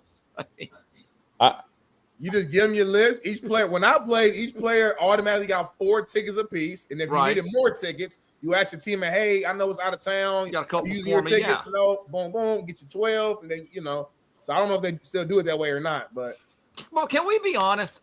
Please. After the TCU game, what secondary market is there for UNC tickets? I mean, I could see like Colorado the first year or two. Those are a hot ticket. After the TCU blowout, I mean, that's like that old joke. Hey, I left 4 UNC football tickets on the curb. Yeah. I came back 3 hours later and there was a dozen. I mean, come on. What market? Yeah, thank you. What market is there for Tar Heel football? Right. They're not making too much money off those tickets. And I saw didn't the cornerback coach get suspended? I think they're trying to use that for the cause to knock down the buyout, right, Coach? Aren't they trying to leverage that? Yeah, and that's why I think he wants out. That's why I think he's going to try to do it and get out. If he gets a job, in my opinion, here's what I think. I think he goes back and goes on McAfee. Okay. Should have stayed there. He's good on there. It makes the most sense to me. Like if McAfee will get him on there and give him some bread to come back, and I think he goes there, it's an easy transition, and then he's marketable again for an NFL job to break the record. No, he's done, Coach. I know. He's toxic. He's Fukushima. He's 3 Mile Island. He's Chernobyl. It's over. So you're saying he is completely Why do you think he took the UNC job? There was nothing out there. And the thing where I thought this was a bad fit from the beginning. All right, so Belichick on a home visit, if he even makes those. All right, so Smitty, you're a 5-star parade All-American. I'm going to come to your house. Okay, and I'm going to be Belichick. All right. All right. I've just eaten a great dinner. Yep. Okay, Smitty. I guess you're a pretty good player, but I'm gonna be on to Cincinnati. What do you think about playing football Chapel Hill. What do you say, Smitty? Well, I know, Michael Jordan, he's the sponsor, and I do like the colors. I'm just kind of, curious of my role with the team and the expectation. Well, yeah, we're gonna, see if you fit our system. Maybe play a 3-tech. Rotate fronts. Might play a little 3-man line. Maybe play a little over the nose, but you're gonna have to do it our way. So what do you think? Are you excited for me to commit? I mean, your tone, coach, doesn't sound like you're really excited about me coming into UNC. Well, look, you want to play the Patriot way and play football. You do it now, but Mike Lombardi, we got to go. Okay, well, Smitty, well, if you sign with us, I'll see you over there. Ooh, we gotta go where? Who has to go? Well, Lombardi. I was talking to Lombardi. We got other players. What type of pitch is that? Not exactly Bobby Bowden. I'm looking at you. Well, Mario's pretty serious too, but he's more personal. But he got a little bit of personality to him. Yes, he does. He's actually very good in the home. Yeah. It was never going to work, guys. This was never, especially at that age. This thing is such a grinder now. Yeah. And, I was talking about this. I don't know if you know this, Smitty and JB, but Mario Lopez's brother-in-law played 7-8 years in the National Football League. Kylie Wong, the linebacker. He goes to Stanford. And we were talking about this whole NIL thing because he still, loves Stanford. And we're talking about this new age of college football. And he said, look, when I played NFL, I knew at the end of each season, those guys right there, this guy, that guy is a free agent, but everyone else is coming back. The reality is in college football, week to week, you don't know who's going to drop out, save their red shirt, sit out, want new NIL, or just transfer. So this job, in my view, is actually more difficult than the National Football League from that perspective. Yeah, no, that's a fair point. Let me ask you this real quick. I mean, I know we talked about it a little bit before, but let's say Belichick does get fired. Ooh, that Valor's so good. Let's say Belichick does get fired before the season is over. Do you really think this changes his legacy and how we view him as an overall great head coach? Not really. Look, his legacy's NFL. But he will go down in many respects like an Urban Meyer in Jacksonville. Mm-hmm. Lou Holtz is a New York Jet coach. Mm-hmm. There are certain guys that are pro coaches. There are certain guys that are college coaches. Very few guys can be Pete Carroll, and certainly very few guys can be Jimmy Johnson. It's the toughest transition, in my view, in all of sports. Even college basketball, the NBA is a lot different. Right. But it's not just college for me. It's even like you said no NFL teams are probably going to want to bring him back in either. You basically said he's cooked. And we look how his NFL tenure ended. It didn't end on a positive side either. So I don't know. I just feel like you're going to have the naysayers who are going to say, well, without Tom Brady, how good was he really? And you're going to look at his resume without Tom Brady in the NFL and obviously in college, and it just doesn't look that great. I'm not saying it's fair, but those conversations will be thrown. You know, it's funny, Smitty, and people say, you got to give Belichick more time, give him a few seasons to build the roster. And I say, you know what? Okay, fine. But, Smitty, here's the issue. And I brought this up with you guys before. Have you seen these last 5 drafts with the Patriots, how bad it was? Player personnel was not his strength. He did some bizarre things. That's what I'm saying. Might be a little overrated. I don't know. Let me ask you something, Steve. We real quick. We talked about the NFL to college transition, and I said it's a bad one. But a guy that's been in the league, though, that's done it. You want to be more comfortable if Belichick was the Miami Dolphins head coach next year over what they have right now? I think a scarecrow would be better than Mike McDaniel. I also know this. If we're talking about UNC, and we're talking about next options for head coach and offensive coordinator or QB coach, these are the two guys who I would recommend to take over those roles. Head coach right here. This will be the head guy, Steve. And this guy will be the QB coach / OC right here. Oh, my God. Ebony and Ivory. Who is that? That's Shaun King, homie. Ebony and Ivory. I like this. I had to get that in, man. Shout out to Bailey. That's hilarious. All right, man. Let's get things rolling, man. I know it's Thursday, so we do got to get to Steve Kim's top 10 games for week 7. So I don't want to keep the fans waiting too much long. So, Steve, what you got? This is going to be another brilliant football palooza on Saturday. Every week's a great weekend when you have college football. So let's go through the list here, 10-1. All right. South Carolina versus LSU. Here is the truth of the matter. An SEC team can still make the playoffs with 2 losses. So both of these teams here are still kind of fighting and surviving and scratching and clawing. And now we see Lenore Sellers go up to Death Valley to play a great LSU defense. I want to see what version of Garrett Nussmeier exists. I think he's been injured. He can't follow through on his throws. I think half his body does not want to work a certain way. You got to get going here. I actually think if LSU loses at home, the heat is turned up on Brian Kelly. And I'd like to see what Mr. Fehoko has to say about that. Number 9, Florida got back on track last week at the Swamp. But now they go to Kyle Field and maybe the most underrated team this season. The A&M Aggies, gig 'em, Mike Elko, that's a serious football coach. And here's a quarterback that's actually exceeded expectations and made great strides, Marcel Reed. Young man is playing very well. I like what they're doing. 2 dynamic receivers out there. Reuben Owens looks like he's back healthy at running back. Watch the Aggies. No one's talking about them, or at least they're not talking about them enough. Number 8, you know I love Kansas. I'm a big Lance Leipold, Jalen Daniels guy. They go up to Texas Tech. I think Texas Tech is a real, legitimate top 5 to 10 team. They look like the class of the Big 12. Can Jalen Daniels pull one out of the hat? They had a tough victory last week over UCF. I just don't see the Jayhawks being strong enough at the line of scrimmage to win this game in Lubbock. Then, JB, I think this is almost a must-win for Lincoln Riley. You are at home at the Coliseum. Michigan comes into town. Michigan has a very good defense. Justice Haynes is playing very well at running back. But I'll tell you right now, you cannot let a freshman quarterback, no matter how talented Bryce Underwood is, you got to protect that house. SC, I believe, is in a must-win situation. Then, the Old South's biggest, oldest rivalry. Woo! Georgia and Auburn. Coach, you want to talk about taking off some of the heat? Hugh Freeze can do a lot for his employment or future employment by winning this game, but they haven't beat Georgia in kind of a while.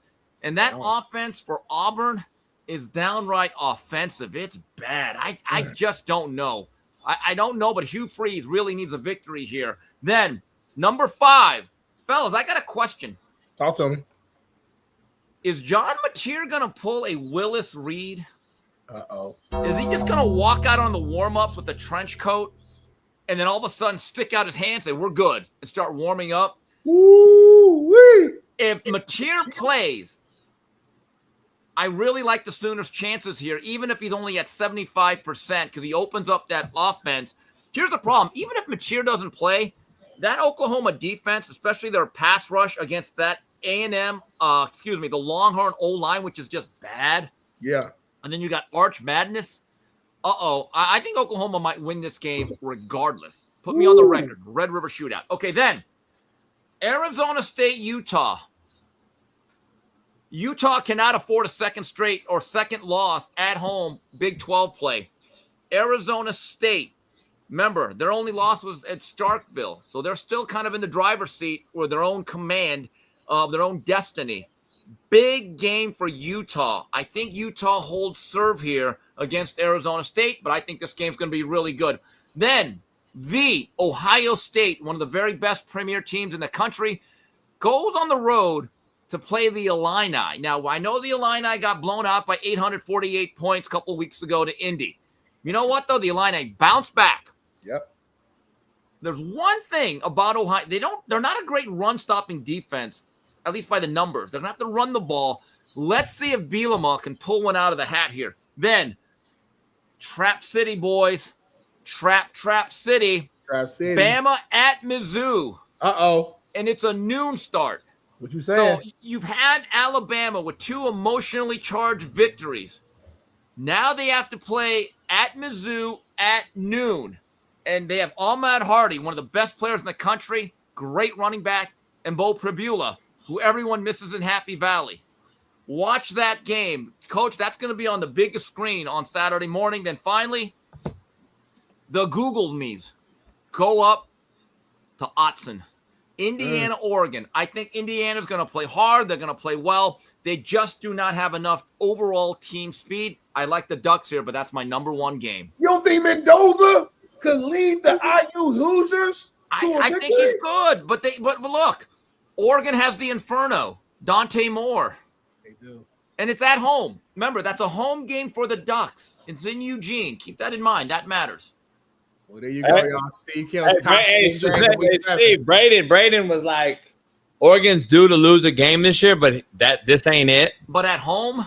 Yeah, he said, no, he said, this one ain't it. This ain't the one they lose. Right. And then he said he thinks Michigan mud stomps SC. Wow. And he said that LSU's always on upset alert. Okay, here's the thing about Michigan. He said every alert. It's a true freshman quarterback. Now, I like Bryce Underwood. I don't like his release. It's a little bit low, Coach. I think you'd probably try to fix it, but he's got real arm talent. The question I have is coming off their victory over Wisconsin, are they going to open up the offense? Because if I'm SC and I'm D'Anton Lynn, I'm going to say we're not letting Justice Haynes beat us. Right. We're not. We're going to play man. We're going to load that box, and let's see what this freshman has. I believe Michigan has to allow this freshman to open up the game a little bit. I'm just telling you, SC is going to make a real priority of making sure Haynes does not control that game offensively. Yeah. Arizona State going to Salt Lake. Yeah, in a big weather game. I'm hearing thunderstorms expected. Probably have another fucking delay of 8 hours. Crazy. That's going to be an interesting one because Utah can't have another loss like they did. Yeah.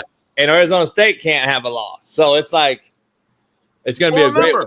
For Arizona State, they are still undefeated in Big 12 play. Keep that in mind. Yeah. So it's going to be interesting. We'll see about that game, Smitty. But let's dive into the Lions because I got to ask Steve about the Lions. He loves the Lions. America's coach, Dan Campbell. What about the Lions? What happened? Well, Dan Campbell. Dan Campbell called out some bogus reporting by ESPN and reports about the Lions, saying that the Lions reached out to the league about Aiden Hutchinson being blocked low. Check out the video.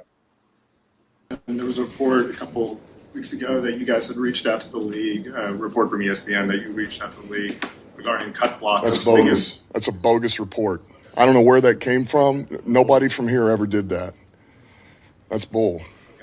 I was just curious if you saw any difference. No. No, man. Okay. Nope. Game's played a certain way. That's the way it goes, man. It doesn't matter whether we're doing it or somebody else is doing it to our guys. We know that, and we play accordingly. See, right there.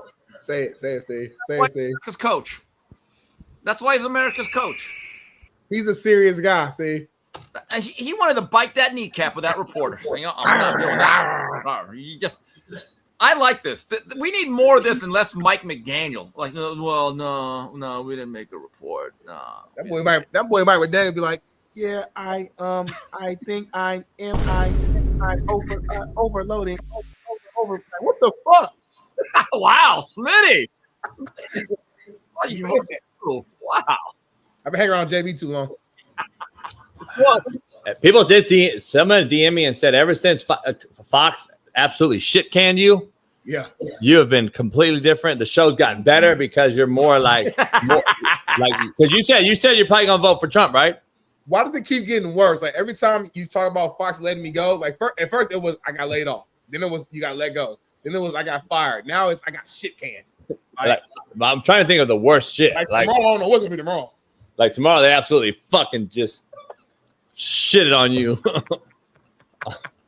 I don't know. I love Dan Campbell though. He's a real football guy. Like when you think about football, if aliens came to Earth and they needed like they're 1 coming. hour, they're on their way. What is football? Go they're talk on to their Dan way. Campbell. They're on their way. They are. That's what they say, Steve. Oh, you did break that down, JB. JB said there's like something on the way here, right? It's like a spaceship. Yeah, that's what Elon said. So we'll see. Speaking of a coach, Steve, another guy you've definitively defended, and on a viral video we had saying that he needs to come out to Westwood, Ed Orgeron. is definitely ready to coach again. And you broke the news. You broke the news. He actually stopped by Grambling State. Oh, yeah, he tried coaching. He stopped by Grambling State and spoke with the team. So, I mean, what do you think about this guy? He's trying to get – look at him. He's fucking – he's yelling at these motherfuckers. He's like, saying to you right here. He's off a Red Bull. No, he's off a Valor, homie. What are you talking about? He's off a Red Bull.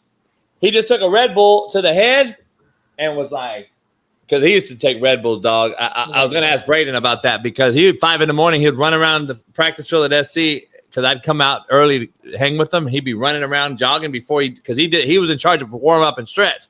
So he got the team going at SC for Pete Carroll. And that motherfucker, boy, was off of Red Bull and vodka or whatever he was off of. Man, look at him. He got a crimson chin. Like his chin is like projecting so far out from his neck. Like those coaches. Those coaches see were like, fuck, this is how you coach? Guys, when I saw Ed Orgeron and spoke to him about 2-3 weeks ago, the Friday before the Florida-Miami game, I couldn't believe how young he looked. He's very refreshed. I'm just telling you, he's ready to go. He's energetic. He's got a great personality. And I know. I want this guy in college football because he brings a personality. He's outspoken. He's fun. He's unfiltered. And he's old school, coach. You know, why wouldn't we want that?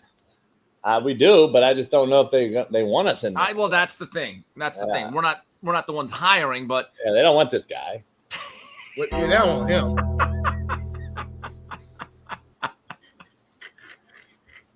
If I take the job, Smitty, do I get the broad? No, I heard you. No, coach. Huh? I heard you. Coach, I thought it came with the job. What happened? No, Coach. The word is Jordan has already entered the transfer portal. She's out of there. Oh, I thought you when you get that job, you get the broad. No, she's not communal. Steve, I need your take though. Braden and JB both agree. They don't think that she's actually allowing Bill. Braden thinks the most he gets at night is like a back scratch. Like he's not getting more than that. I disagree. I don't think Belichick's going out like that, like a fool. I think he is. Like she turns around like, leave me alone. Leave me alone. I'm gonna see your players tomorrow in the dorm. But anyway, let's dive into the next thing. Another old school coaches. Just love it. Old school coaches in a row. Smitty, go ahead, Smitty. They all old as hell. Pete Carroll, man, was talking about how he can make things easier for the struggling Geno Smith. Check this out. Ball better, more. And we're going to continue to work at it and see if we can't, continue to bring it to life. The running game has looked well in order right now. We needed to get more of them. That's part of it. That's just mixing football. That's how you do it. We don't want to ever rely on the quarterback has to do the whole show and sit in a shotgun and throw the football. Never coach that way. And so we have to mix our stuff so that we can use our play action game and make sure that we're perimetering the game, with all the ways that you can, which we have.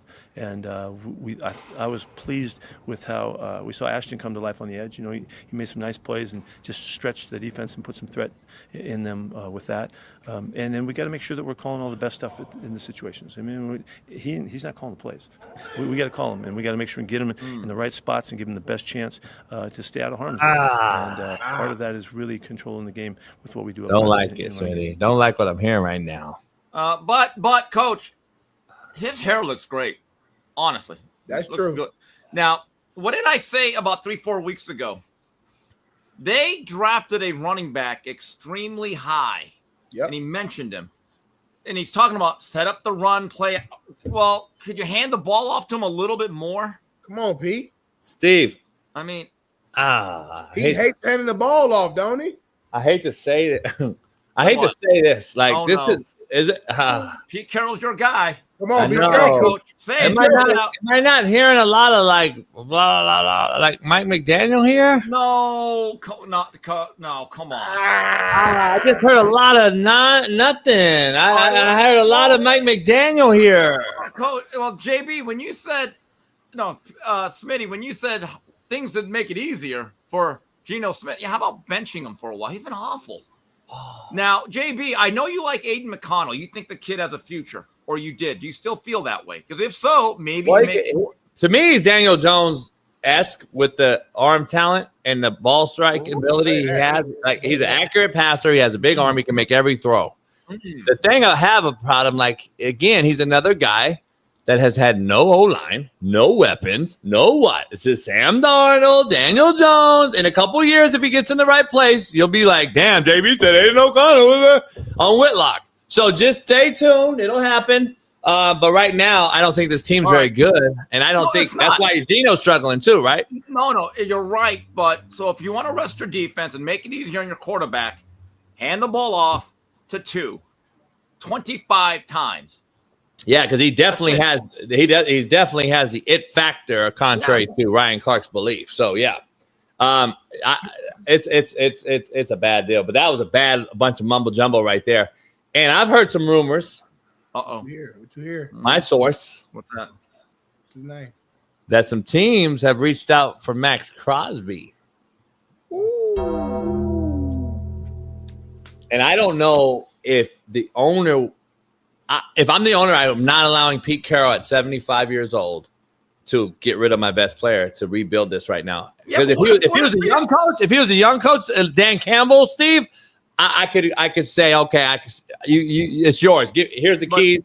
But right now, no way. But coach, what if you're destined to be 4-13 and you're going nowhere and you need extra parts? Are you sure? Yeah, because is Pete Carroll your long-term fix, Smitty? No. Pete's gone in 2 years. Max. So, like, do you get rid of a guy that and then you're gonna have a new coach anyway and rebuild again? Right. I don't know, Steve. You're the smartest guy on the panel right now. No, I'm really not. But I'm just saying. I mean, just based on ethnicity. So, like, that's okay. Very true about that. Just don't have me drive. But again, what if he's your Herschel Walker? What if he's that piece that jump starts the rebuild? What are you going to get right now for a Max Crosby, though, Smitty? At least a first, and probably a couple. But we're talking next year again. Like, what are you going to get right now, like at trade deadline? Because I hear trade deadline is going to go crazy this year. I have a weird. I think there's a lot of shit that's going to happen at trade deadline. I think the Jets make a move. I think they already made one move, didn't they? Oh, by the way, Coach. Now people are saying, and I've heard this somewhere, Sauce Gardner is a tad overrated. I heard that somewhere. It's crazy how that I'm the guy that starts this shit. So you know what I should do? I should get like some sort of like royalty, because at the end of the day, like I have to take this heat, threatening DMs for like years, and then it comes out, and then I get these apology DMs. You were right the whole time, baby. But I should get royalties until, because I'm the one that I'm the sacrificial lamb, Smitty, basically. Are you saying you can't take it, though? You sound kind of soft. Nah, I'm telling you that white privilege ain't a real thing, is it? Oh, Bailey. A little late, Bailey. A little late. Because because Bailey's a brother. Thank you, Bailey. Yeah, that's my Bailey White, but yeah, I get it. Daddy black. He black. All right, we're gonna do an underdog thing with Steve real quick. Yeah. Steve don't feel like doing it. We're gonna do it real quick. And I want to do underdog. Brought to you by Underdog Fantasy. So make sure you head on over to Underdog Fantasy right now and download the app. Use our promo code CoachJB to score $50 on bonus funds when you play your first $5. That's promo code CoachJB. Millions of fans, Steve, have already signed up and won billions of dollars making picks on Underdog. Will you be next? Underdog picks win money. Must be 18 plus 19 years old in places like Alabama, where AJ McCarron is, and Nebraska, where Matt Rule is, and 19 in Colorado with the prime sexuals, 21 plus in Arizona, Massachusetts, and Virginia, who beat Florida State, and present in a state where Underdog Fantasy operates. Terms apply. See assets.underdogfantasy.com/web/play and get terms _DFS_.html for details. Offer not valid in Maryland, Michigan, Ohio, Pennsylvania, New Jersey, New York. Concerned with your play? And you're worried about guys like Big King? Yep. Uncle Phil looking at Shaun King? Call 1-800-GAMBLER, because Shaun King is a gambler-aholic and he needs help. So go on over to www.ncpgambling.org. In New York, call the 24/7 Hope line at 1-877-8-HOPE-NY or text HOPE-NY at 467-369. Smitty, we got the picks. Ooh, I can't wait to see these. And I picked Schwarber last night to hit a home run. He did it. I fucked up on the other ones. Out of the stadium. Jeez. Oh, man, that was crazy. Dodgers get it done tonight, though, Steve. Dodgers get it done right now for the Otanis and all the Crouching Tigers. We get it done tonight. Steve, listen, this is just simple yes or no from you because you got a feel for the game. I'm going over again. I think Saquon breaks out the 30th ranked offense the Eagles have, which is shocking. I got Saquon and AJ having a breakout game. They have to eventually, right? And the Giants are the team. AJ's checked out like a library book, ironically. Yeah. Are we sure about that? Are we sure about that? I'm a little concerned for Philly. I'm a little concerned for Philly. The whole year, the offense just doesn't look right. Every time I see Jalen Hurts, who I like, it's like, like the ball never comes out on time.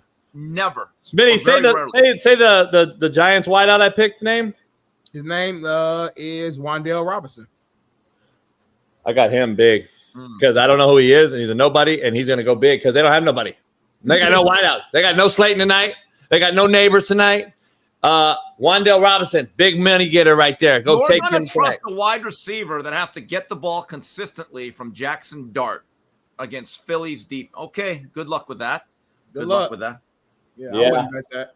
I like everybody else. I'm heavy Eagles tonight. I'm heavy Eagles. Okay. So make sure you guys head on over there to Underdog Fantasy today. I'm probably going opposite of everything that you have right here. Well, you said no Sherbert last night and you lost that. So I won. Right. So the only one that I like is your Dallas Goddard, the 3.5. Other than that, I'm probably going. You don't like AJ? No, because they don't like AJ. They don't give the ball. And by the way, eventually he's got to break through, Smitty. I mean, you would think, but I mean, guys, one of those routes where everyone blamed Jalen Hurts for the overthrow on that deep shot. You look at the play again. AJ gave up on the route, and he's like, AJ, you got to run the route. AJ spoke on that too. He said a little bit of misunderstanding or something between him and Jalen. Brian Daboll came out yesterday. He said AJ Brown, if you watch the tape, he's off. He's right there. Open. Yep. Oh, God. You know what? I don't. You know the problem. Here's the problem. Here's why I'm going over today, and I'm just giving you coaching information. Please do. The Rams and the Giants are horrific, and they're last in the league in pass defense. And guess what? AJ Brown did against the Rams. What did he do? At his biggest day, 135 yards. Hey, Coach. I got a rhyme or reason too. I like that. JB, I like right there. Yeah. Use facts, use stats to support your argument. I like that. Mina Kime. I got Mina Kimes on me. Go ahead, Steve. I like Coach, that. Going back to college football real fast, I'm a little concerned about our guy from, I think he's from Long Beach. He's a Southern California kid, Aiden Childs. He had a rough game against Nebraska. I mean, it's probably the worst I've ever seen him. And I actually think he has a lot of ability. But I don't know if you saw this, but at a press conference earlier this week, and I don't know the full context of the question, someone, I guess, asked him, hey, the fans are getting a little upset. They're a little unhappy. And he basically answered, no, I don't care about the fans. I'm like, oh, man, I wish you would have answered that. That's the type of question and answer that you're going to get the Michigan State fan base all against you, and I don't want to see that. And it reminded me of a great moment in LA sports history. Benoit Benjamin for the Clippers. They asked him one time, hey, Benoit, the fans are kind of getting a little restless. Did you hear the boos? And Benoit just blurts out, I don't give a shit about the fans. When keeping it real goes wrong. Right there. Here we go. Play that, Bailey. Say to fans now who are wondering about the future of this group. I no longer care about the fans, at all. Promise you I don't. Except the people that stayed, I guess. I no longer care. Coach, what do you think? That's a Long Beach answer right there. Keeping it real. It is, man. It's like a non-prepped kid. See, I used to prep my guys on days off. I would prep our guys just on how to talk about certain things when they got to the next level. We actually did prep them. Yeah, well, I had guys. I would have speakers come in. I'd have speakers come in, like the broad that accused me of shit. I was the first one to bring her in, contrary to belief. Now she sued Mel Tucker. Now she's suing Mel Tucker. But anyway, so I was the first one to do that. So and then Mike Riley, and but anyway, I would do that. I'd bring them in and give my players some information, like, hey, man, let's tell you financial literacy, how to talk to media. Jonathan, I would think would like, listen, man. He had to cringe. That's something you cannot say because I'm the head coach and got to live here. I got to deal with this fan base. I got to live here. You don't. like you could transfer, motherfucker. Like I can't. Like do you remember that movie Bull Durham? Yeah. Or Crash Davis takes Peluche. Yeah. Great. Takes him under his Smitty wing. hasn't seen it, but yeah. And he said, "Kid, master your cliches." Yep. And that particular time, as a quarterback, you got to say, well, look, we care about the fans. No one's working harder than us. Stay with us. Like we're trying our best. But to basically say, I don't give a fuck about the fans. Like, no, come on, bro, come on. JB, you got to respect that, JB. You love people who keep it real. Well, not from your quarterback, though. No, that's not quarterback. You're into that, the quarterback thing. We should have different salary caps. We should have different salary caps to help the league. Yeah. We should. We're not. It's not in our job description. Our job description is completely different than a fucking nobody D lineman. It is. Why you say nobody though? Huh? So anyway, let's move on amicably. We got a list for you, and I want to break this list down real quick. The highest paid coaches in football, college, and Belichick's in that list. So here's the issue I have. You love counting pockets. If we're gonna pay these guys this amount of money, though, Smitty, let's be honest. Mm-hmm. And then you got Lane and Stoops and Hypo and all these guys at tied at the end of the day here, making 10 mil plus. Plus, you don't even see their incentives, private jet access, golf course, all the shit they get, country club. Yep. I've seen some of these contracts are crazy. They don't spend this money right here. Everything else is spent for them. They don't even spend their own money, by the way. So the way they write off shit, it's crazy. But anyway, they should never worry about money ever again. And then they still get paid every dollar as they get fired and move on. And then they go into media and get paid again. It's crazy. I don't know in this landscape if you're ever going to be justified ever again with the dollars you get paid, because you're never going to win according to your salary. Like you're never going to meet that expectation, I guess, is the way I want to say it. Ryan, they did. Yeah, the first two guys on that list did. Well, Ryan did in a 25 game playoff. Yeah. No matter. He like, won. He didn't win it when it really mattered. He destroyed Oregon. I mean, he lost a fucking 6-win Michigan. I get it. He has to beat Michigan this year. He lost to Oregon during the regular season. He lost 2 games. He wasn't even in the playoff. He got his get back. Like he won when it mattered the most. And beat I know. He wouldn't have got to get back in a regular season. If it was real man football. Like real man football, Steve, he wouldn't even have got to get back because he didn't even earn to get in. Hold on, homie. You're mad because he had to win more games to get to the national. Good point, Smitty. Come on, homie. You sound good point. You sound goofy. Go ahead. If I keep fishing, Steve, eventually I'm gonna catch something. Not James Franklin. When do you cut it off? When do you cut it off? But Coach, you know what's it seems to be a little unfair. I know Texas has been a bust. Steve Sarkisian has been in the Final Four basically the last 2 years, right? Yep. Yeah. And people are already saying, is his job on the line? I'm like, what are you, crazy? I'm telling you, you're never going to please the fans. You're never going to please I don't think you can please the collective either. Because if I'm paying money, Steve, are you going to be return on the investment? Right. Hell yeah. And then this guy over in Stanford, gave $50 million yesterday to a fucking quitter. And I'm just like, wait up. It wasn't to Andrew Luck. It's to the Stanford football program. Yeah, that's crazy. Okay, now, I need to be the coach of that program. Hey, before I wrap it up here, the thing about Belichick, I didn't realize that. You know that the parents were told, do not talk to Belichick? Not only that, have you heard, there was 2 key players, Smitty, that I've heard from specifically that had the opportunity to be coached on defense by the greatest coach, arguably, of all time, and bounced. Oh, yeah, one of them went to Ohio State, Bo Atkinson. Yep, left before the season. And he was our best pass rusher, by the way, last year. That's got to be telling to me, Smitty, some type of way. Well, no, I think that was a money deal. But this whole notion that certain players, like the quarterback, Ryan Brown from Purdue, transferred for the spring, and then I guess they didn't like him. They thought, you're out. So they just kind of cut him, and then he had to renegotiate a buyout of his NIL. That's a bad look. And then I guess in terms of the administration, the only one Belichick really talks to is the chancellor. And I'm thinking, being a college coach is different. You have to be the face of the program. You almost have to be like the mayor. You have to say hi to certain people. He is so ill-suited for that job, guys. Honestly. Man.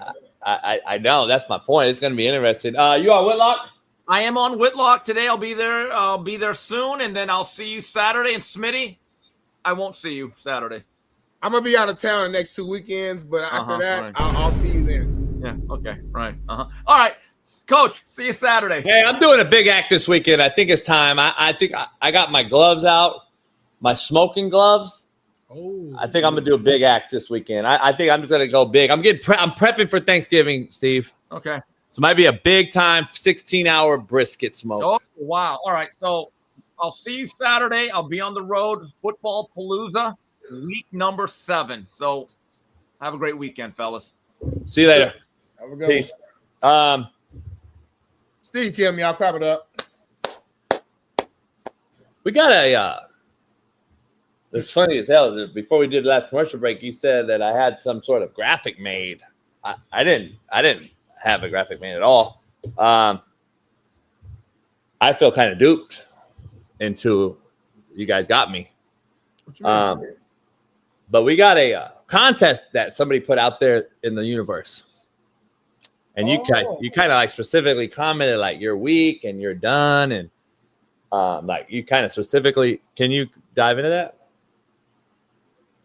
Well, I was just kind of laughing at this. So yesterday, for all the fans who didn't get a chance to tune in, one of our long-lasting supporters, Jada Ben, suggested that we have a Gawk Palooza competition at Coach JB's house. Here you go. Wow. Hold on. You did an actual like video shoot on me? Yeah, I did a shoot. Hold on. Who are these two broads? Two of my bitches. They kind of nice. Are they twins? They're nice. Are they twins? Nah, they're not twins. Like quiet as kept. They they're kind of cool. Like yeah, they're not twins, but they'll be here for like. Homie, why you smile like that at the end? You took a cigar out. Why you so happy at the end, homie? Just it's a shoot. I do this. It's my space. Look how happy your face is, homie. Like you're about to have the time of your life tonight. Like you smiling, you split the cigar out on me. On some smooth James Bond type shit and just smiled so big. Yeah. But anyway, for the audio listeners, man, like I said, Jada Benz, our long-lasting supporter, suggested that we have a Gawk 3000 competition at JB's house, starring JB and Ruben. And we were trying to figure out all the rules and everything like that. And someone made a graphic in the video to kind of figure out who all will be the participants. So I guess it's real now. You know, it started off as a joke, but now it's real. So if you are a lady in the LA area and you want to participate in this competition, please DM the Coach JB show or Coach JB directly or send them an email. I don't know if people understand what the participation entails. Can you break that down? Because I think a lot of questions are out there. I don't know if they realize what is the participation? Right. I know Lucy is like actually asking like, what's the reward? Right. So I think what we got to was it's going to be either JB or JB and Ruben, and the ladies who decide to participate. How do I say this? They have to gawk JB and Ruben. I think it's just me now. Okay, just JB. So Ruben's out. Sorry. They have to gawk JB, and then JB will choose a winner, and the winner will win a bag. We don't know. I mean, Lucy wants a Birkin specifically. I can't promise you that it'll be a Birkin, but I can't promise you that it will. You have a video, baby, of it? There's a video breakdown. So Jade, are you creating a new Gawk Palooza? That might be like the on Patreon. That might be like the difference maker. That might be the thing that. And that Ruben said on the hill. So just for reference, like it's crazy. That's like my house and my hill. It looks just like it, by the way. It's like it's crazy. Like I'm really like I don't get it. Like, it's like right everything is like that's to a T. That's like my backyard. Like right there, Marina. It's crazy. All right, keep going. Serious about it. Who is? Time out. Who's this? That's what I want to know. That's because I really don't know. So I'm thinking that's Chris and Lucy. You think so? Because they do cheer. They do cheer and shit. I'm hearing Chris is in. Really? That's what I'm hearing. That's a shocker. Okay, Chris. I didn't know you had that in you. So it's either Chris or Sabrina, the 3 technique, bro. I don't know. Well, it's not that. Some people say it could be Jazzy. Could be Jazzy. Anyway, let's keep showing what we created here. It's definitely Lucy though. And Lucy, they're very serious about it. Oh, you talked to him? Yeah. Again, I'm a married man, so like I can't. So who's this? So that's supposed to be me, homie, with my coach hat, and I guess I'm sad because I can't participate. I can't get the head, unfortunately. But whoever, if it's you and Ruben who's getting it, that's exactly how it should go. Hold on, homie. Who's this? Is that Ruben, homie? That's you and Ruben, homie.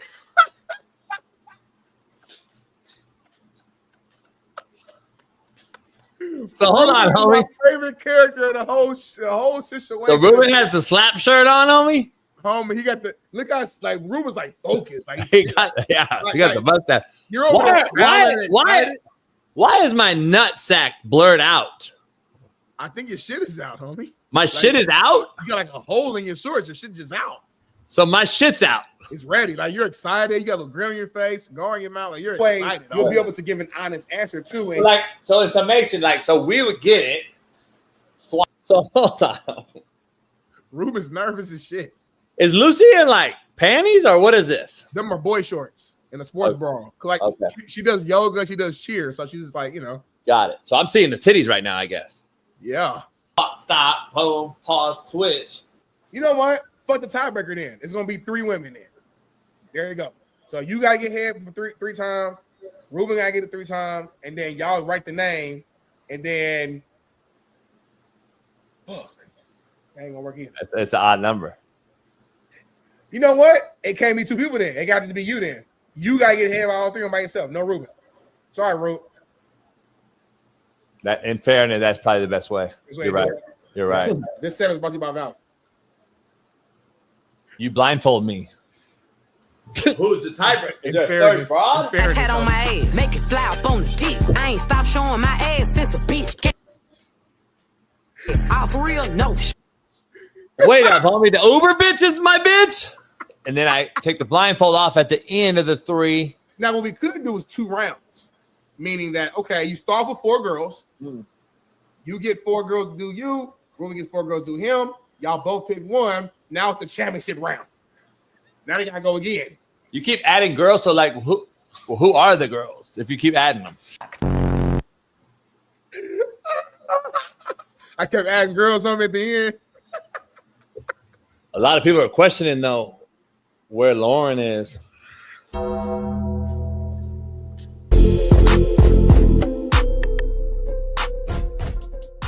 Hey, well, fuck it. I'll go home tonight. I'll drink my yak and smoke my stick, and I'll get it back cracking.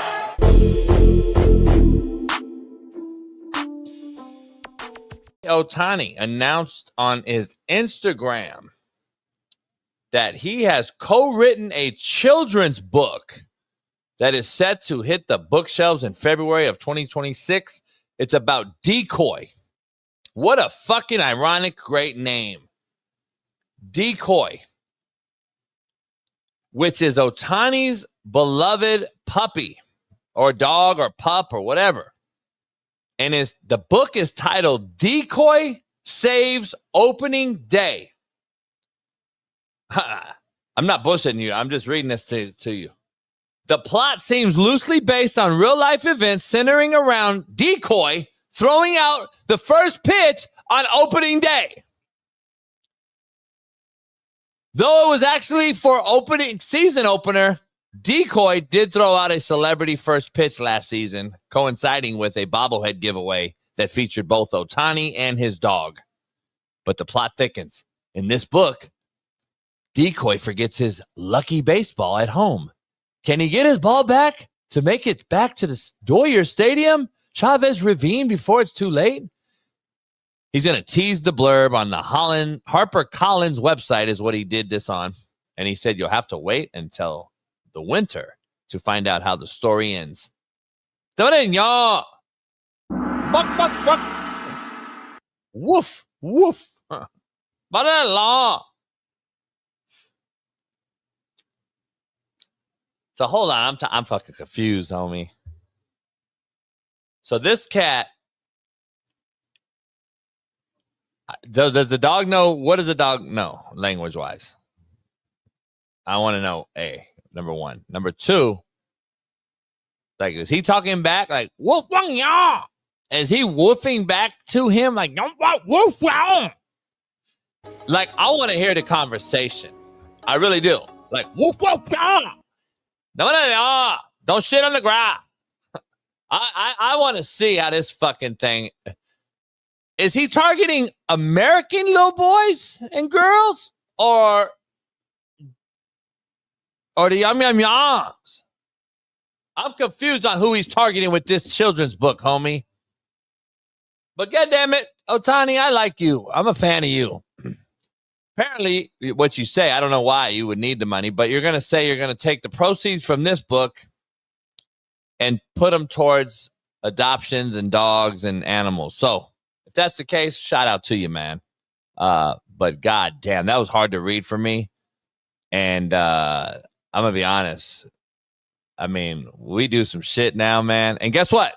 The book will be the #1 best-selling book in America or in the world or over in Yum Yum Yum. It will be the #1 selling book. First of all, there's a fucking billion of them, #1, or more than that. A billion of y'all. You know, y'all are. There's a billions of you.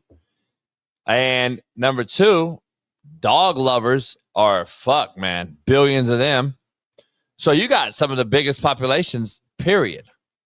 So I just don't know if it's a setup or not. That's the craziest thing that came to my mind right out the gate was, is this a setup? Because if Otani, if you fuck me and you cook this motherfucker on a grill, I'm going to lose my shit for I will not fuck with you motherfuckers. Don't fucking cook yum yum. I'm just telling you, homie, if you cook this motherfucker and you rotisserie chicken this motherfucker, me and you gonna have problems, homie. I'm gonna come find you, yum yum yum. And I'll find your bookie, and I'll get his motherfucking Uber Eats, and I'll fuck around and beat both your asses.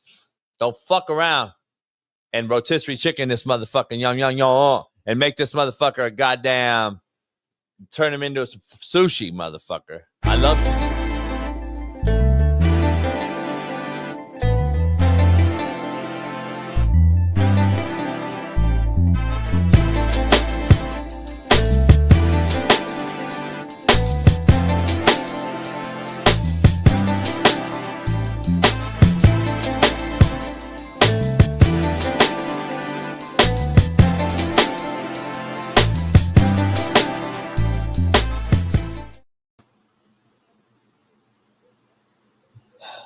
Oh, somebody said the football field is no different than an office. What happens if the player returns a favor and hits the guy back as if he would in the office if the manager hit the worker? Two totally different scenarios and situations. I'm tired of dealing with these nobodies, man. Just say you didn't play football and don't know anything. Just say that, and I respect that. Don't say nothing because you don't know. It's unbelievable. So now the office. The show, The Office, is the same as a football facility. Like being on a football team and the football locker room is a totally different world. And it's unbelievable. And like, I'm not even mad that people don't understand it. It's like, if I didn't play football, I probably wouldn't understand it. But you wouldn't comment either, though. Right. I know you. So you don't really step out of your boundaries if you don't know too much. You say some crazy dumb shit like I do, but everything I say is like smart. But keep going.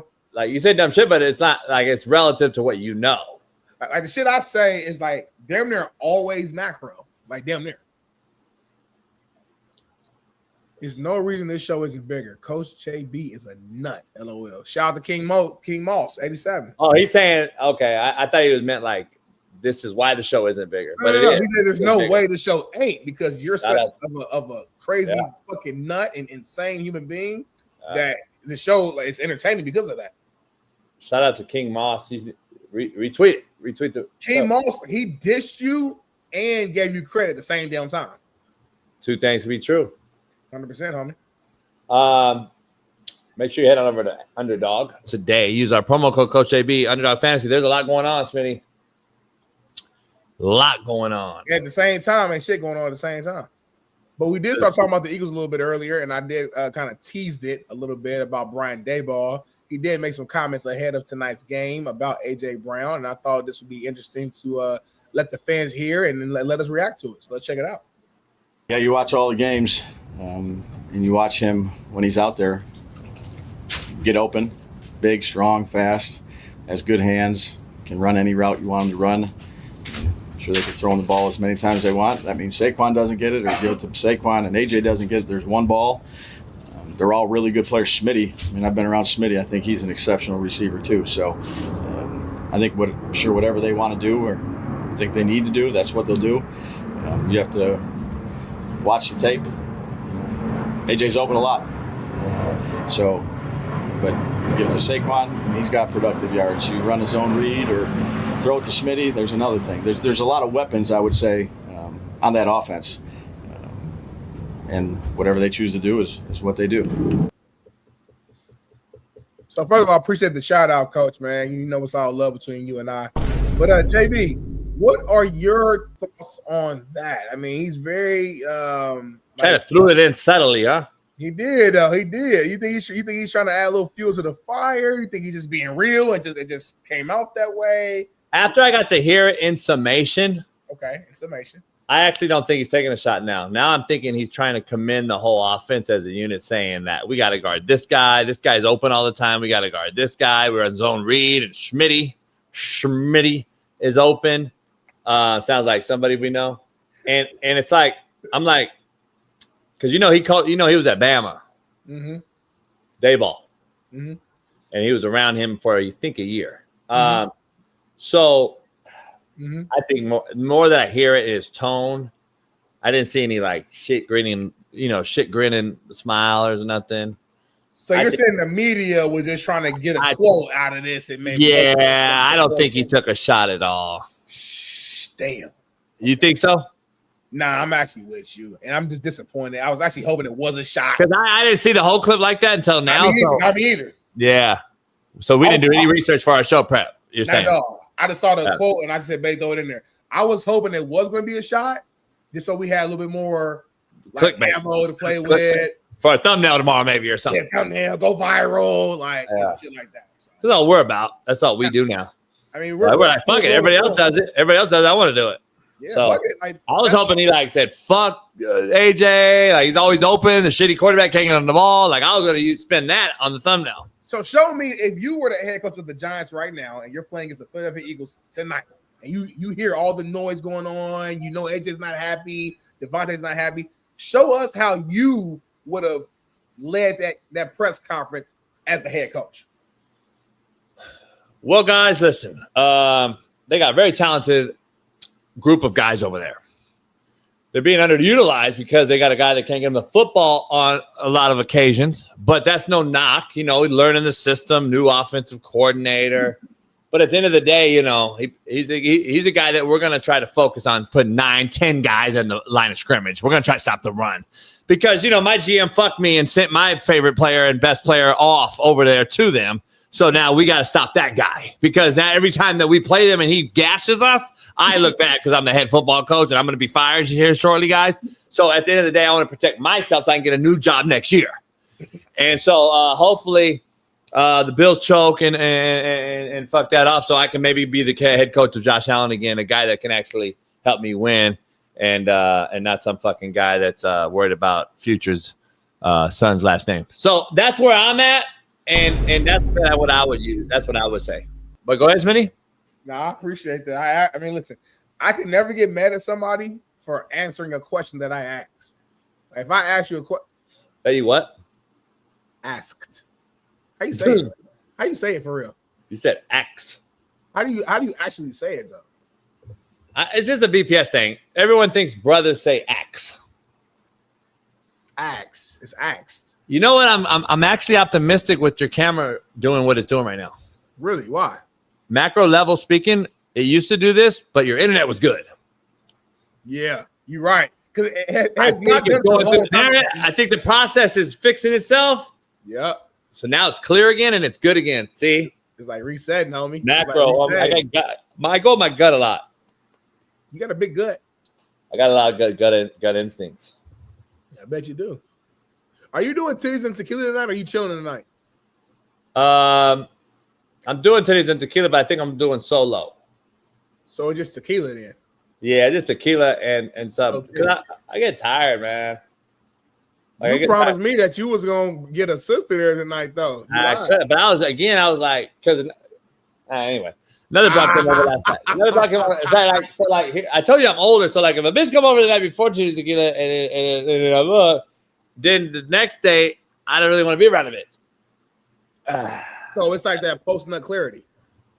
Yeah, it's like I'd rather just rock it solo, unless Gog want to come through and do a challenge tonight. But other than that, all of them. Who's really do we know the participants yet or no? Nah, we don't know. I think it's a lot of talk out there. Okay. But anyway, I got an interesting description from one of them. What you mean? Like what they would do, like how they would do it? Like how, yeah. Do you mind sharing that with the show, or is it? I mean, it's like something about laying off the bed, head opposite down, or something. I don't know. Hanging their head off something. I don't know. Huh? Oh, really? So they said so I could see it all the way going in their throat, somewhere around there, something like that. Anyway, who said that? Huh? Nah, no. Nobody you know. Huh? What's their last name?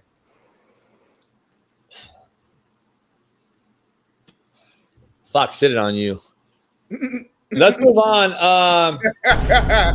Brass tacks, in summation. That's what it comes. That's what it always comes down to. Fox shit on me and white moms. Let's dive into this right here, though. The NFL has lost again in the Brian Flores discrimination case, Smitty. The U.S. Court of Appeals for the Second Circuit says Flores' claim against the Giants, Broncos, Texans cannot be forced into NFL-controlled arbitration and must be heard in open court. Where you at with that? Shout out to my brother. Brian Flores has been one of the better coaches in his league for quite some time. He should have never got let go from the. You were happy he got fired at Miami.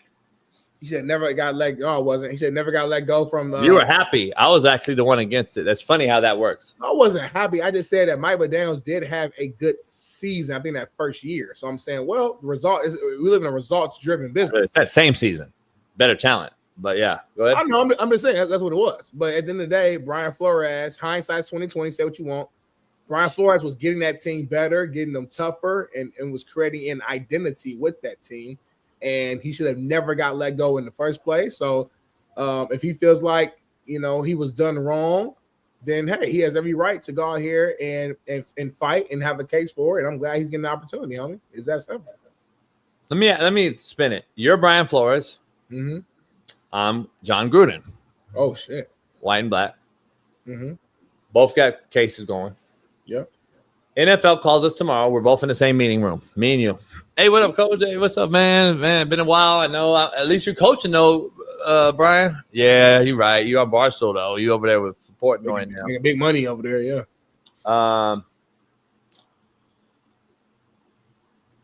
They want to offer some money. You're Brian. Hey, Brian, they're going to offer some money.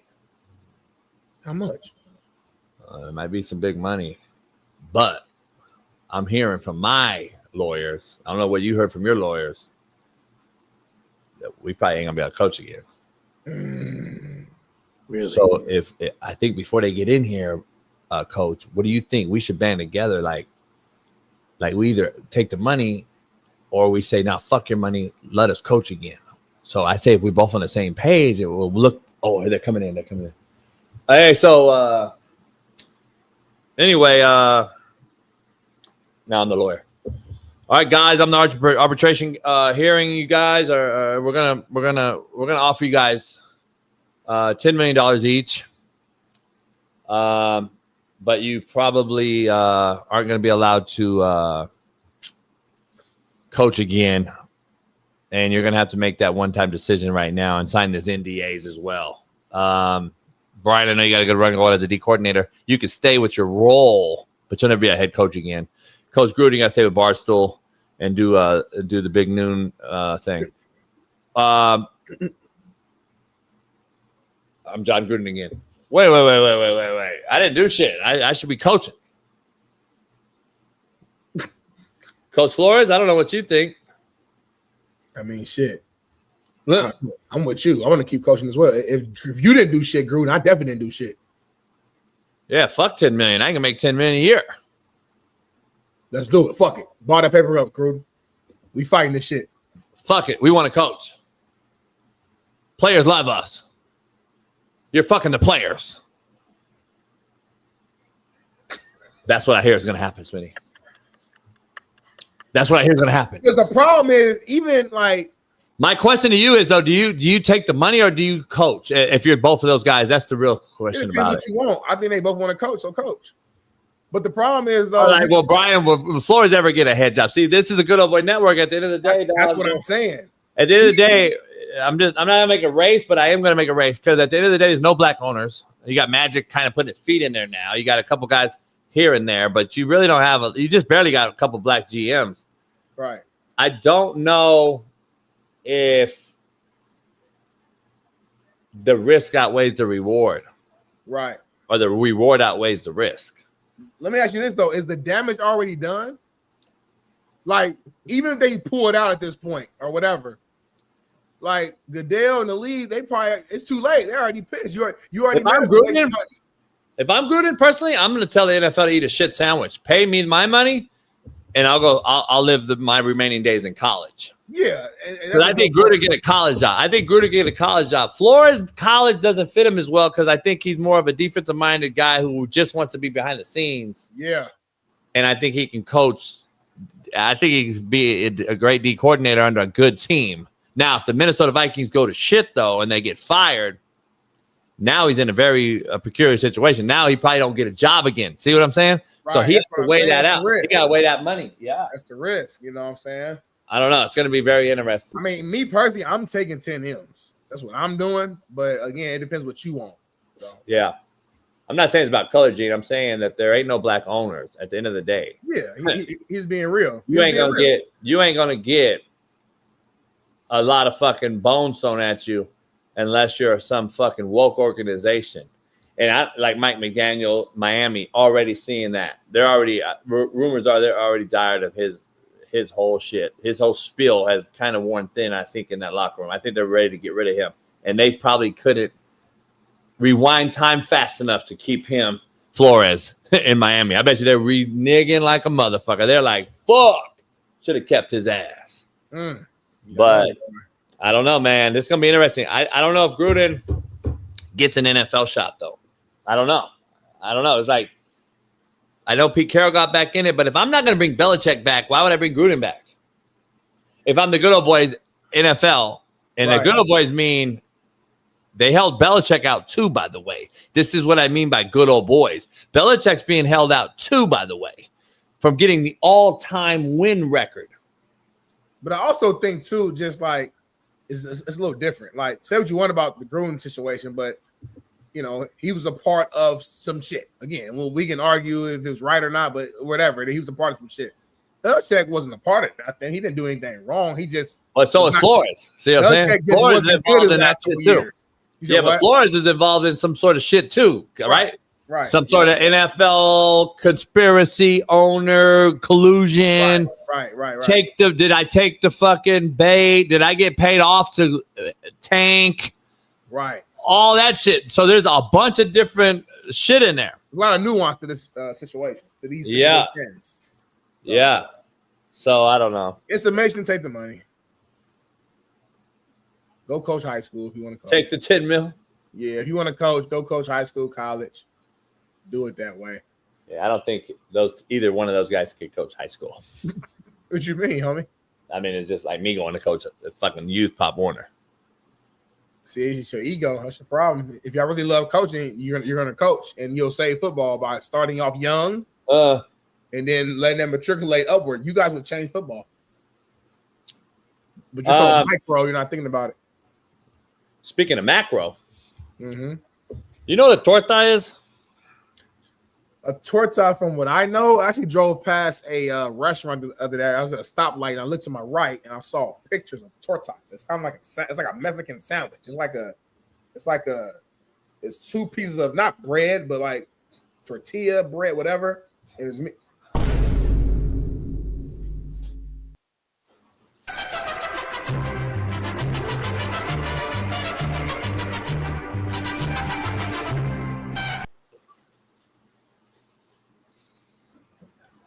What happened? You just never surprise me, homie.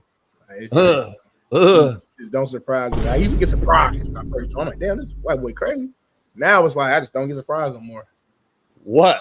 It's kind of like what Braden said about LSU. Like, it's expected now. I expect bullshit. Is that Ruben? Anyway, it's a girl. These some big women though. These some big women. Like, what are they? These are some big women. Like, they might get busy. I'm down there like interested, like in watching the game. What's this? It's a wide out, home. That's fucking Wes Welker. That's fucking Cooper Kupp. Fucking, that's your boy. That's my boy. That's the problem. We got two sleeves. You said it right. That's my boy. That's fucking Cooper Kupp. What do we do? What the fuck we do? All that weight on the front foot. What the fuck we doing? What are we doing here? Lean forward.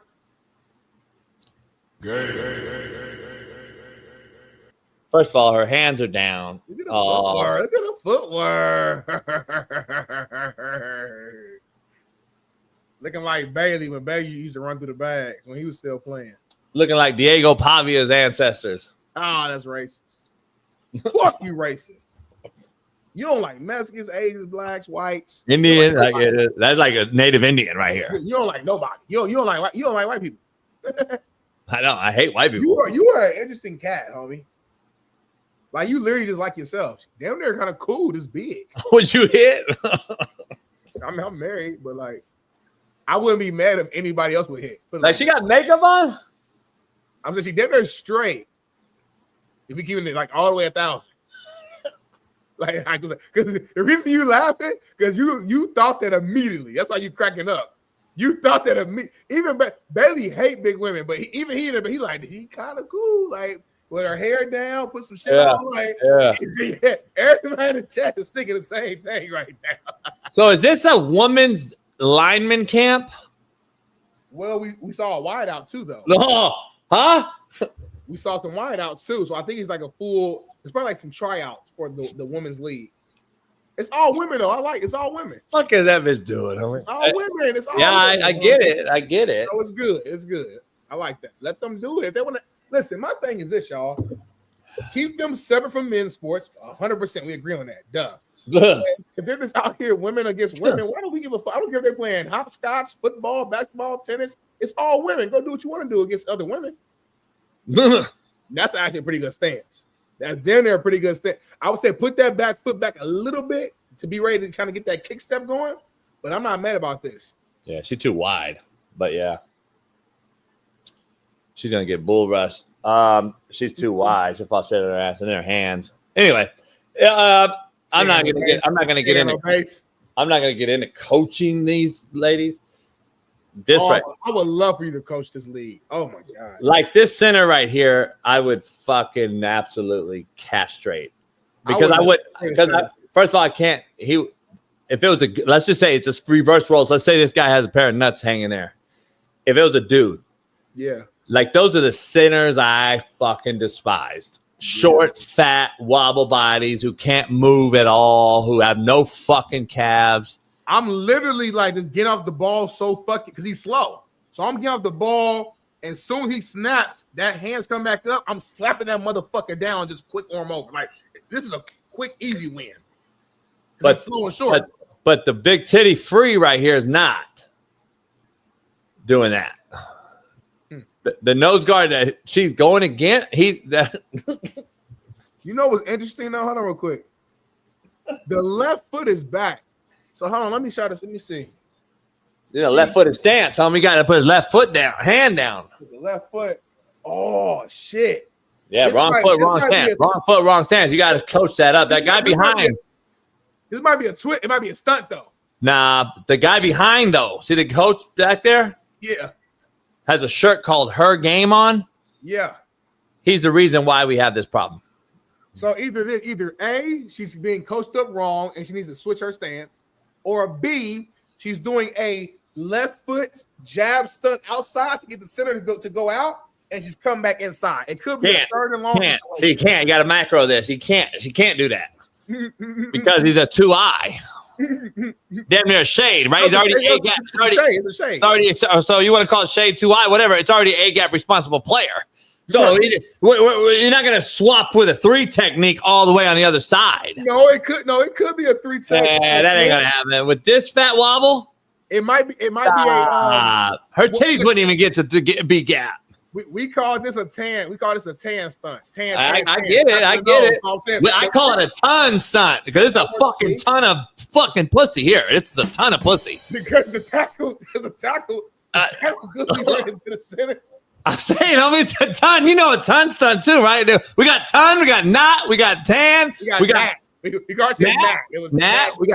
So me and my boy be on the field, and like it depends where the back was at, because that would determine who was going first. If back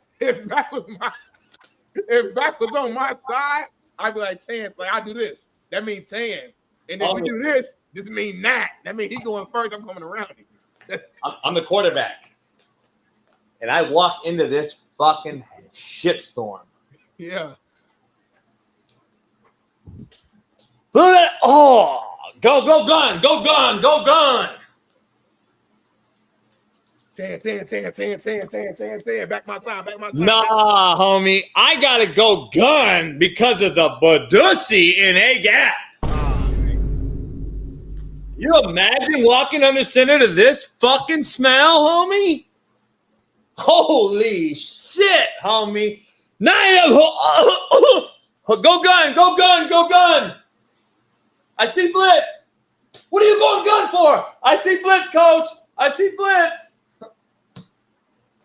Homie, all linemen stink. Did you even snap it gun, homie? All linemen stink, homie. Yeah, well, it's a little special. Now I've got asshole and Badusi smell coming out. But man, just dirty balls and ass. This is a double, what is it, double Katandra or whatever?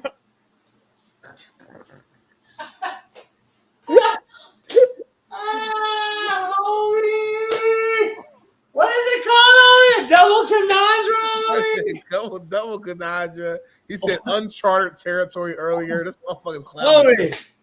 And then this motherfucker, homie. Stop. I'm fucking her up. You better get your motherfucking hands up, bitch. Why the fuck ain't your hands up? Your hands should be fucking right here. This bitch, homie. I can't do it. My legs are weak, homie. I can't do it. You all right, homie? I can't do it no more, homie. I don't know how many more years we could do the show, homie, because it's getting worse, and the more videos I got to do about shit like this, it's gonna take years off my life, homie. You're getting sicker and sicker, homie. Yeah, it's just I can't. I don't know what I'm gonna do, homie. Are you gonna make it? Because I'm scared. Like this is be the NFL soon.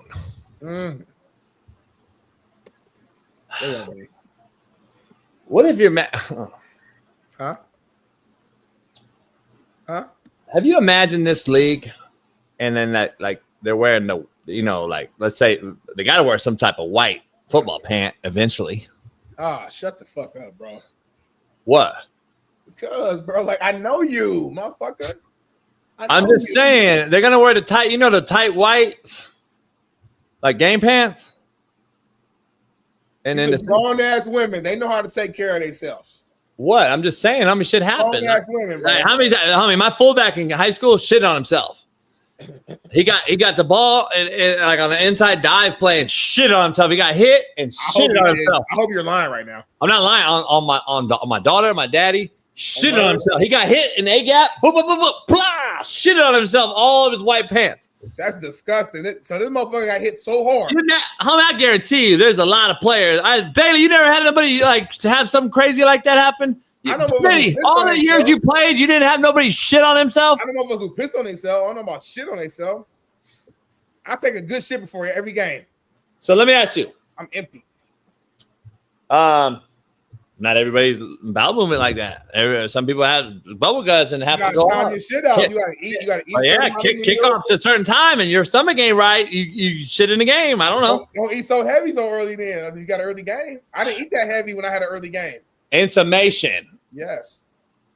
I mean, does she control her period, homie? Does she know when her shit come? What if her shit come during kickoff? Know their cycle. Yes. But her cycle hits on kickoff? She gonna sit out the game. She can't play, homie. So I'm just saying. I'm understanding. 98, 794, 794. What the fuck is that? My blood all over my motherfucking hands, homie. Like I got blood on my hands. So she gotta go put a tampon in now. Is that what you're saying is going to happen? This what this league is? I'm not saying anything about it because I'm not a woman. I never had a period. I don't know what it feels like. Nothing. Don't want to know. So you never had like wind sprints and you had to go do 10, 110 and somebody shit on himself. I've seen that too. You know you've seen that, homie. Come on, stop.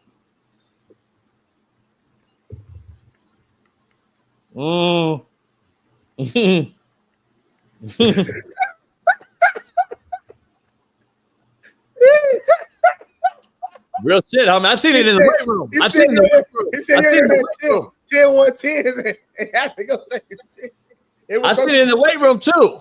It was so you seen it in the weight room. I seen a motherfucker benching like, and then run out real quick. Motherfucker shit on himself. All over the weight bench. Motherfuckers was running out the weight room and shit. Oh, shit. Yeah. Real shit, homie. Oh, man. You don't believe so? You don't think so? I do. I believe. I don't like where the Kings are headed this early year. What? I don't like where they're going, their defense. Now, they made a hell of a comeback last night against the Vegas Golden Knights to win the game, and they were down 5-2, homie, and I'm like, what the fuck, Kings? They came back and won 6-5, Smitty, in a hell of a game. They did. You know, my guy, but they lost game one. I don't like how they're starting to see. I know, but they're 1-1 to start. You know, it's early in the season. Still trying to figure some things out. Lost a few guys, gained a few guys in the offseason. Andre Kuzminko had a pretty good game, though, scored 2 points. My guy Quentin Byfield also scored. So it's early, you know, we're still figuring things out. You and I have to go to a game for sure to like watch these guys live because they have the team and the coaching staff to be able to make a deep run this year. So we'll see. Yeah, I don't like their start of the year. Because this is a team that should have won it all last year. They should have won it all. They would have won it all if they didn't choke off that fucking 2-0 lead on Edmonton. They would have beat Florida. They'd have fucking won it all. So this is a get back year. LA wins it all. The Dodgers, the Rams, the Dodgers, Rams, and Kings. What's the future bet on the Dodgers, Rams, Kings winning it all? That's the thing I want to bet. That's what I bet USCV and look. I already bet the Dodgers before the season, so I already picked the Rams. Damn near Kings win. We damn near get 3 because the Lakers are fucked, so we already know they're not. But I'm just saying. Usually it would be the Lakers too. We gonna fucking sweep it. Fucking LeBron. Anyway, I want to get your take on something. Speaking of LeBron, Stephen A. kind of blasted him, and I think it's 2 ways to take this. Your personal beef, because LeBron checked you in person, and you're using the beef on your platform to call him cringy now and blah blah. Yeah. LeBron has the same right to call you cringy, Stephen A., because you've done some stupid cringy shit in your fucking time too. Yeah. Where you at with Stephen A.'s take? Because I know Marcellus already did a video on it. Where you at with Stephen A.'s take about calling out LeBron? Calling him cringeworthy about doing the Hennessy commercial as a fuck around and troll Yeah. Listen, I was talking to my barber yesterday, man. Shout out to Chuck Taylor. We were having a conversation about this. At the end of the day, man, it's a Hennessy sponsorship. They probably paid LeBron $5 to $10 million to do a damn ad. All of us are doing the same shit. It's just a funny. He used a big moment in his career in order to generate views. What's this right here? Oh shit! Where did Betty find this? He pulled this out of a fucking hat. Did somebody shit? You was talking about 110s, homie. I had a fucking flashback, homie. Look at your boy. Is that Trevor Lawrence? Your boy, I was in there swole in this motherfucker. What? Who's that white boy on the left? He couldn't play. Who? Whoever that was. Man, shout out to I'm having flashbacks right here, boy. JB, did you make your players run 110s? Alan. Why you laughing? Because I didn't just run 110. We ran fucking hundreds. 110s. We ran like 30 as our like conditioning test. We ran like 87 one day. We did 16 and we do 30. Because I'd get to 30 and not count them and start them all over. And then we do multiple. Then we do 300. Well, that's just abuse. And then when we would do 300 yards. What is it? Abuse.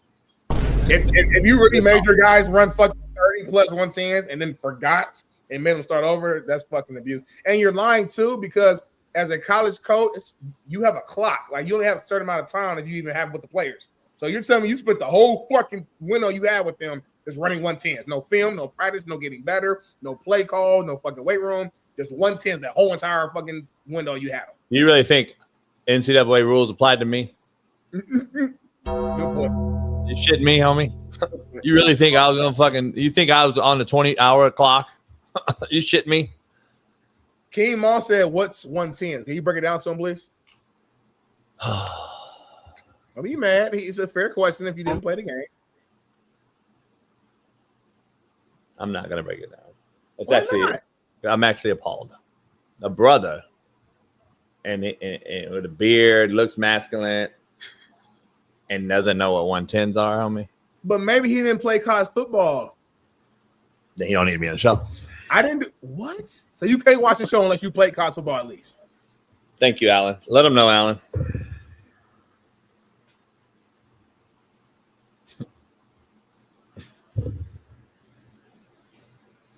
What is that? Alan said, man, we ran at 4:30 a.m. because someone stole some from the library in 10 degrees. LOL. Fucking right, we did. I threw a motherfucker in the lake and he got bit by a snapping turtle. But anyway, nobody can talk about that. Huh? You threw a player in a lake and he got bit by a snapping turtle? We had this lake behind my office. Go. What? No, go ahead. We had this pond behind my office. Yeah. And there was a huge snapping turtle in there, and all the out-of-state players were like, "Hey, there's a big turtle in there, coach." We had this shitbird one morning. I threw that motherfucker in there, and he got fucking snapped. Homie. But anyway. Did he get sick? Like, what happened from that? He didn't fucking steal anymore. Homie, I'm going to tell you this. But anyway. You'll never coach again. Huh? When Paris Post says you'll never coach again. I don't want to coach again. That's why I'm letting everything out. I mean, I'm basically writing a second book on this show. So here's the thing. That's crazy, homie. The other thing is, that's probably not half. That's not even near as bad as other shit we did. Alan, I'm sure will tell you. But Alan, did JB have we had something called Don Patrol, which basically we get around that same time. And let's say, so for example, I was we call it reminders. Go ahead. Okay, cool. So I was the captain of my spring team, spring winter workouts, whatever. I was the one the captain. And one of my guys on my team was I think Miss Class or something like that. So my entire team, because of this fucking slap dick, had to get up for Dawn Patrol. And we had to go out in the field. This is in Indiana, by the way, fucking freezing cold outside. And we had to push 1,000-yard plates. So we had to get a 45-pound plate, go on the start from the end zone. You're going end zone to end zone for 1,000 yards in like 20-degree weather. Coach is fucking yelling at you, going crazy. And he's making like the player that fucking got us in trouble. He's standing to the side reading a fucking book while his whole team is out here pushing plates because of him. So that's type of shit we have to do too, just as an example. Yeah. There's a video out there, Smitty, that circulated last year. Oh, yeah.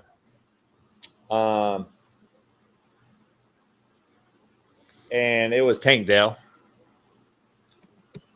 And he talked about me on the pivot. Mm-hmm. And he kind of let the cat out the bag on the pivot about me. Like damn near. Damn near. So there's video out there. He called you crazy or something, didn't he? Huh? Like, didn't he call you like crazy or something like that? No, why are you putting words in my mouth? No, I'm asking. I can't remember. I remember the video, but I can't remember what he said. Yeah, I can't find it.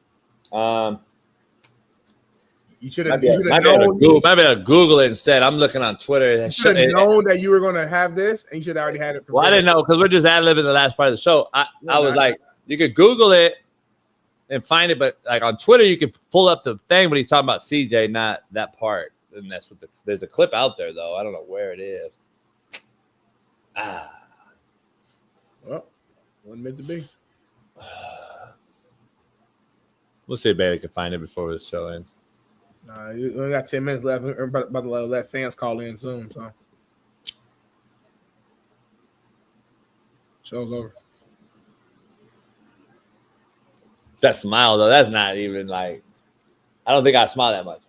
That smile, like that's a big smile. Like, hey, like Bailey, Alan has it, Bailey. Alan has it, Bailey, and he'll send it. Alan, send it to Bailey's DM or my DM, Twitter, or whatever. Hurry up. He's gonna say you're married. Right. He always say, "Ain't you married, homie? Too? Ain't you engaged?" Check your DMs, Jason. Check my what? I love how the players still they still call you coach. I love that. Like out of respect. Yeah. Like you didn't coach me, so I'm gonna call you Jason. But like you coach Alan, so he gonna call you coach. I respect. Actually, disrespectful because like if you saw Bill Belichick right now, would you call him Bill? Hell yeah. No, you wouldn't. Up right now. No, you wouldn't. So based on right now, he's saying he's dating a 20-year-old. I mean, he's fucking Bill right now. Lost respect. Him and Lambo. Let's see. How do I do this? How do I share this? Hey, homie, you've been going to everybody that you love. Like everybody you went, oh, here you go. Fucking like everybody, homie. I did what? You've been going to everybody who you love. Going at them? Nothing. I hate that we just sitting here quiet like this. I think it's a YouTube clip, so it's been fucked up, Smitty. It's been a fucked up morning because I had to cuss people out and shit. I'll tell you about it later, but it's just been a good show up until the last couple minutes. Hit that like button, y'all. Still a good show. It's been a good show. Just these last couple minutes of us searching for a video wasn't the best use of our time. I think we should drop a link in here and allow our members to call in like we promised we would. And we should stick to our guns and talk to a few of our members to end the show. I think that'd be great. Have Gene call in since he always has something to say. I got it, Bailey. If you could cut that clip. We'll take a few calls. You think so? Why not? All right, let's drop the link, homie. We're a real show. We're not fake. Did Shaun ever tell you why he didn't come on the show yesterday? He had to fly to Detroit. Oh, that's right. Lying. I docked him. You docked him? Okay, cool. He got 5 points. He lost. He had already lost like 10 before that, so that's like 15. Yeah, both of you guys have 15. He's in a bad spot. Well, I'm gonna be out of town, so I gotta do the show tomorrow from like a hotel. So we'll see how it works out. You should do it from a house. Nah, I can't. You can't. Literally can't. It's closer than your house to my house. You're literally 25 minutes from me. Like I'm literally there for like something though. Like I'm not just going. But I'm saying you get up early, come here, do the show. Your wife, nobody in this camp that you're going to attend is going to be up until 9. Until 9. Until at least 9. You'll be back by 10. In summation, you'll be back there by 10, and they'll just be getting up. I mean, send me your address. I'll see what happens. Send me your address, but I wouldn't bank on it. Why do I gotta send you the address? Cause I'm there, like I'm there with wife. Like, you know what I'm saying? Like, it's our first time doing something in a long time. So like I can't fuck my house up. So we'll see. Quentin's getting him called. Quentin, what up, Quentin? What's good on Quentin? I got the Chiefs Kingdom shit on. Okay. So your name's Quentin, for real? Yeah. You a brother? Nah. Do I look like one? Right. What are you talking about? What's wrong with him?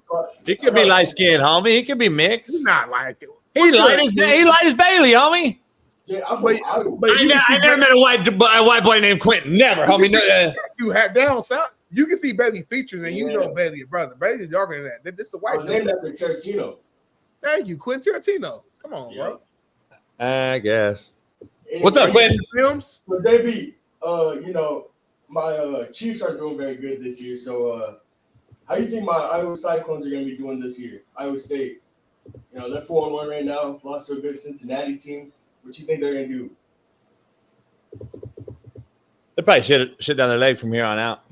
Come on, man. That's not what I'm After they lose one, man, to a Cincinnati team, like, come on, man. Like, might be hard, man. To bounce back. They might bounce back now. You like the comment about Smitty's wife yesterday on YouTube. Smitty, I'm going to go ahead and let you find that. I wanted to bring that up, maybe stir up a little controversy. Lord of the Rings. Wait, say it. I couldn't hear you. Say it again. He's it. JB, you like the comment about Smitty's wife? She looked like something from Lord of the Rings. I like your comment. No. This is someone else's. This is we like and thumbs up every comment. FYI. Yeah. That's probably why then. We don't read anything you write. So, all right, you're trying to stir up shit. You got a black name. Get out of here. And you fat ugly. You like a fat Joe Dirt. What's going on, my guy? Oh, no name. What up, brother? No, it's Tanner. It's Tanner. Hey, what's going on, guys? Hey, Coach, I got a question for you. Tanner, hey, thanks for having me on. Coach, top 5 college QBs that translate to the NFL, or top 5 NFL-ready QBs in college. There's none. None? None. You got a Bobcat hat on. What is that? What hat is that? Montana State. Go Bobcats. So. Tommy Millott. With the Saints now. Yeah. I thought so. I don't think there's 5 quarterbacks that are NFL ready at all. I don't even know one. Like right now, I'm trying to find a couple. Like I think the season has to play out more because this is a bad one. Like, is Ty Simpson got ready? I don't know. Like, we're gonna see. Come on now. Nah, we always jumped the gun, homie. 2 weeks ago he wasn't. Now he is. Good. Like, let's give it time. Like Carson Beck, is he really the guy? I don't know. We'll see. It's gonna be interesting. I thought Klubnik was the best guy. He looks horrible. He looks bad. That's changes. Shit changes. I don't know. We'll see, man. But good question. We'll have to watch it as the year goes. Awesome. Hey, well, thanks for having me on, guys. I appreciate it. Appreciate you. Nice to meet you, Tanner. Carlo, what's good? What's good? What's up, y'all? Y'all hear me? Yeah. You hear you loud and clear. How you doing? Good. Yourself, gentlemen? I have a quick question for both of you guys. So I'm gonna start with Smitty. I'm a diehard Chargers fan. Poodle Charger Power. I'm here at the gym. I'm fucking winded. So, what you think about SoFi? I like the Merp. It was a piece of shit, but it was, their piece of shit. So, it's not a home stadium for anybody. For not our team, not LA's teams. Yeah, not for the Ram, not for the Chargers. Like I said, I was at the game. It was Commanders fans everywhere. I went to the Colts Rams game. It was Colts fans everywhere. Whoever the away team is, they take over the stadium. It's crazy. Yeah, even when I saw Detroit. Yeah. It don't matter who comes in. Like Smitty's lives right behind the stadium, and it's crazy. But appreciate the call, brother. Oh, I had a quick question for you, Coach, if you don't mind. Yep. Okay, so I went to the Rancho Verde. Jamal Scott, he was the underclassman. I saw the beginning of Last Chance U. You're at Sharon Jones' house. How did that visit go? Because I know he went to Tennessee and New Mexico. How did his visit go? I signed him when I went. I drove out to Knoxville, signed him there, and then that was for the show. That was for the show. Yeah, because he was from Moval, and him and Jamal played together, and That was a relationship. I drove out to Knoxville and actually sold him though, because he was going to go to East Mississippi. Really? I sold him in Knoxville. Took him out to lunch. Blah blah. and got him some head. Anyway, yeah. And then I signed him, and then that was for the show. So you got him what? Okay. All right, bro. Appreciate you. All right, appreciate it. Thank you. Yes, sir. Yes, sir. Trent, what up? What's up, Coach? How you doing? Man, chilling. Uh-oh. What happened? There you go. Hey. What's up, Smitty? How you doing, man? I'm good, brother. I see you working. Yeah. Construction security. That's all. Appreciate it. Quick question, though. Do y'all fellas think Kirby will part ways with Schumann after this year? Kirby Smart? Yes, sir. I doubt it. It depends. He'll either get him a job or meaning he'll shop him around and see, or it depends. This shit moves around so much in the offseason, man, because there's so many good things that are going to happen. Like rival schools, fucking everything with what happens in the portal. Can kids recruit? Guys recruit? It just all depends. I don't know. I don't know if he's known for that, really. I don't follow him like that. I don't know if he's really known for that. But underneath the Saban tree, as Kirby is, he's either going to – that's what he does usually. He's kind of like Nick in that way. He'll get guys good. Yeah. So I don't know. It's going to be interesting how they finish. Well, to add to that, say if he does, who do you think he should go after? I don't know if you can go after anyone no more. Like, because those guys. I see what you're saying. Yeah. The guys you go after are gone. They're going to go. I'm just telling you, like, right now, a lot of guys are trying to go to the league because they don't want to deal. They don't want to deal with the bullshit. They don't want to deal with this shit. You see a guy at Boston College left, and now is in Green Bay because he left a big time job. Chip Kelly left a head coaching job to go be a coordinator. Like, these guys don't want to deal with it no more. So I don't know. It's interesting. It's all going to come down to the season and the seasons of others. So that's true. Appreciate you, brother. You guys take care, man. You too, my guy. Hey, what up, Cash? What's good, y'all? What's popping? Where you from? I'm outside Baltimore. Oh, okay, all right. Nice to meet you. Yeah. I say what up to you every morning, Smitty. You know I rock with you. Yeah, that's my guy, that's my dog. Get a full grill. Yes, you know what I'm saying? Just a little flex on slight, you know what I mean? Nothing crazy, you know what I mean? But real quick before I ask my question, I just want to say hello. I coach 7th, 8th grade football, basketball, and soccer. I be on them. I make them run. I don't play no games. I use a bunch of your sayings, coach. I don't play with that nonsense. We not bringing up no shit birds no more. Like you say, it start young. We get on them. We not playing with them no more. You feel me? But my question was, yeah, for real. Hey, Baltimore got a lot of shit birds. Oh yeah, I'm a little bit up. I'm up a little bit north. I'm just saying that's the closest city to me. But my question is, I'm a Seahawks fan, but I got a Jaguar question. Why you think they balling like this? Woo! Do you think because look, Travis Hunter's stats is not crazy, but you know it's more to a game than just stats. Numbers ain't everything, bro. Could be helping the locker room, bro. Could be getting it in reps at practice, giving people good time at practice. You don't know what it is like.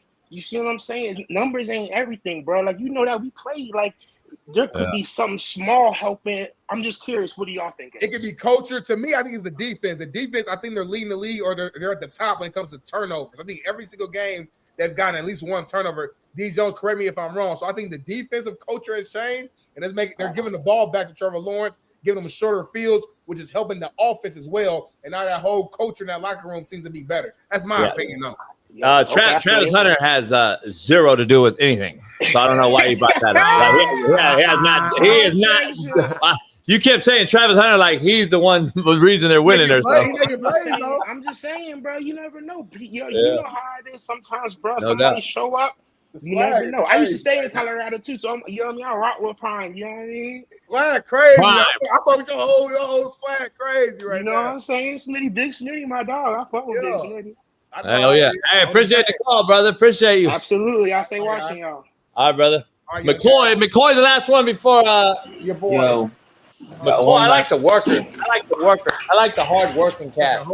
I might Before I get caught up here, your favorite or funniest memory from college as a coach and a player, both of y'all. Later, man. Later, bro.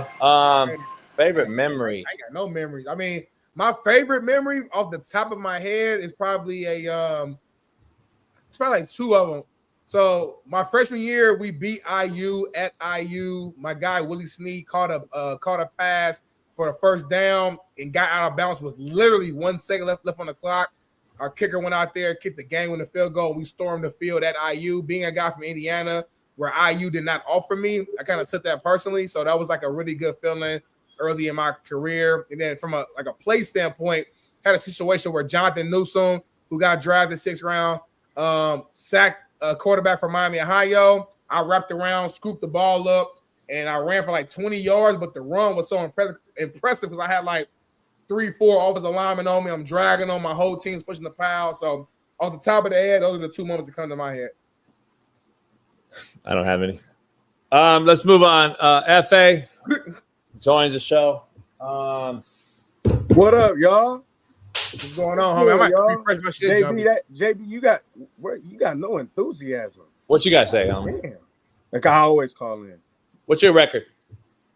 They just got a W. Why you playing? We 2-4, man. 2-4. FA, I'm gonna refresh real quick. Program won the first conference game and God knows how long. Making progress. Yeah, we're making progress, man. That's all we can do. I got a quick question for you, JB. Yep. So all time, right? You got pinned deep in your own territory all time. All right, you're on your own 3-yard line. Which quarterback? All right, you need a touchdown. You need a fucking touchdown. Which quarterback all time are you taking to lead you down the field and win the game for you? You got 45 seconds. You got to get we got to get down. 2 timeouts. I give you 2 timeouts. In NFL, are you talking? All time. Yep. There's only 2. It's only 2 answers, really.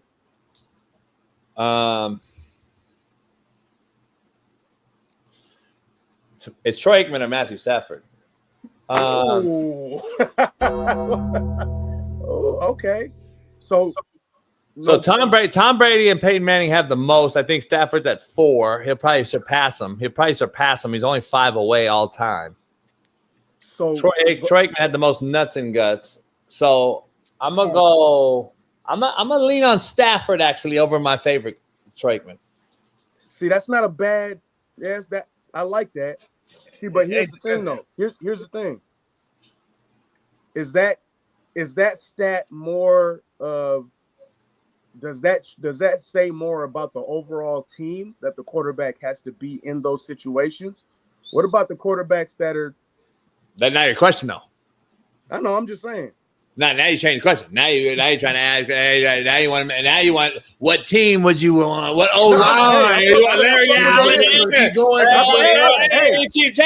Michael Irvin or do I get fucking Randy Moss? Like, well, come on, homie. Who's my running back? What about on the team now? So okay, so why not Brady? Mr. Because I like Stafford and Aikman better. Bigger arm. Could be in a weather game. Could be windy. Could be rainy. Right. Bigger arm talent. More accurate. Both of those guys than Brady is. Brady's the GOAT, though. But at the end of the day, I like those 2 guys because of all the intangibles. Right. Okay. Hey, I'm gonna pull up out there to LA after my season. I'm gonna come fuck with y'all, man. Yeah, do that. I'm waiting. Hey. Big King out there with you right now. He up here? Nah, King out there. Yep, in your hood. What's he doing up here? I don't know. Fucking checking on your team. Yeah. Shit. Tell him pull up, man. The thing is, who y'all got tomorrow? We got Coldwater. They're the small town near the Indiana and Michigan border. Ohio. We beat them last year, so I think we should get their ass this year. All right, man. Good luck. So we win tomorrow. That'll be the most wins program has had in a long time. Really? Damn near a decade. So Really? yeah. That's nice. Well, we can call him Monday and make sure he won. Yeah, hey, I got you. Man, much love, y'all. Appreciate Much love, brother. Pete. Ask your daddy about that atomic bomb. That shit burned your skin off. Yeah, but it worked. Bailey, let's throw the last clip real quick of Tank Dell on 110s.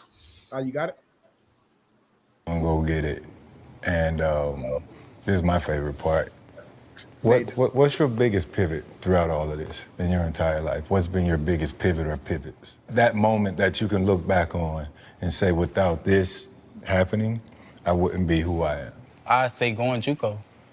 Going JUCO for sure, like, because it was doubts. Now, it was doubts, like, do I really want to do this? Like, because my whole dream was to go to college for free education, get to play football on the next level, and then going JUCO is a risk. It could be a risk and a reward. So it's like, I don't know how I should take it, because like, they doubted me a year ago. Like, why would they change if I go JUCO and do the same thing I was doing in high school? I was balling in high school. If I go JUCO and ball in JUCO, if nobody want me, then it's back to square one. So it was a risk and a reward. So, and it was tough to live there, bro. I'm talking about the dorm rooms was nasty, people was nasty, and this is a crazy story too. JB had us doing up-downs in the snow my first day. Everybody was quitting. Everybody was quitting. I'm talking about, I guess that's how he cut the roster down. First day, everybody doing up-downs, but like, just looking back at it. I don't like Ryan Clark laughing.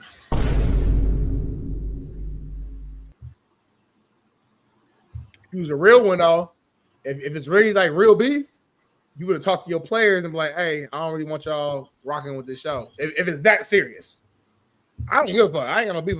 But you got real beef to where he can't even laugh at your player. If that's the case, call your players, Jermaine, all of them, and be like, hey, you know I love y'all. You got to choose a side. Get down or lay down. So I would never do that to my players. I want my players to shine, thrive, grow, evolve, get their name out there. So that's a real leader of men. I would never tell them to do that. I tell them go on everything. Go on McAfee, go on Pivot, go on Whitlock, go on anything but the deal. Well, don't fuck up Don't fuck up their opportunities then, because like people watch our show is damn near big. So like people will see this, they'll see this, they'll be like, oh, that's JB's guy. We'll never bring him on ever again. People are that petty. So you need to relax. That's bitch made. I just said I would never tell my guys to not go on your show. If you tell my guys that I'm not bringing you on because of JB, then you just prove that you're a bitch. But they don't like you though. So. Don't matter. You're a bitch still. And I'll fuck your bitch. So anyway, moving on amicably. It's been a great Thursday. Truth-telling Thursday. Tomorrow's Free Game Friday, Smitty. We might have a little bit of a rundown on the Got Challenge. What you mean? We may have like a couple participants, maybe. Is there a date? Is there like an actual, have you figured out any details in the last 24 hours? Right now, I'm just getting participants. People keep asking for like one person for some reason. But anyway, did we ever find out if Tissa was real or no? I don't know about Tissa, but remember yesterday Tissa said, yeah, I haven't seen her. She didn't DM me or nothing. I haven't seen her. It's probably fake. Yeah, so I wish I would see her because she said she'll kill everybody. So she said it wouldn't be fair for her to join type shit. Yeah. Damn, my fault. Sorry, Paris. I'm gonna apologize for the show, even though I didn't do it. I don't know who did that. I don't know who tagged her. Paris had to apologize for. She had to apologize to her husband. She had to explain to her husband why she was tagged in that tweet. So her husband saw the tweet, screenshotted it from work, sent it to her, and said, "Explain." And she was like, "Hey, babe, no, it's not that serious. It was just a joke. So listen, long story short, they're doing like a blog. I'm with her man on that. You with the man on that? I'm with her man on that. But you are the cause of it, though. I'm not. But yeah, I'm with her man. I would definitely like. Why are you fucking being tagged in this shit? I would be too. So why? The question is, why did you cause like you're causing issues on purpose? I didn't. Okay, who tagged her though? I don't know, Ruben or Bailey or something. I don't know. Whoever does our social media. Paris. Oh, okay. I think Paris tagged herself. You want some deeper shit now? Yeah, it's macro. It's fucking macro on me. It could be Felipe though. I know he does the Twitter live. I heard that. I don't know if it's true or not. I had this debate with a broad. I heard head isn't cheating. Really? Huh? That's what Ron said. Ron said head isn't cheating. Who said that? Ron, the racist Ron. He's so racist too. He's about his pick. He's really racist for real. I know he jokes, but he's actually racist. But yeah, that isn't the same Ron though. This. Oh, it's the same Ron from Jump Street. He just changed his picture. The old picture was like him on a truck laid out with the scope. Now he's a little happier now, so he's just standing there like this. He got some pussy. Yeah, he got a little pussy. Pussy again saves everything. Pussy can save the world. Pussy can be the divide back together. Pussy can do it all. Pussy causes issues. It also solves problems. It's like the most powerful tool on earth. It does. Most guys scrap and get in fights and stuff because of pussy. If Paris were to judge it, would that be cheating? How would she judge it? Watch. I just don't think that somebody can watch head being given and decide who won. Because like naturally, all you gonna do is say, you can see the action, the hand, the spit, the saliva game, the whole noises, maybe. But that don't always mean it's better. Not necessarily. It might be the girl who's calm, cool, and collected who just making it feel amazing. What would they do?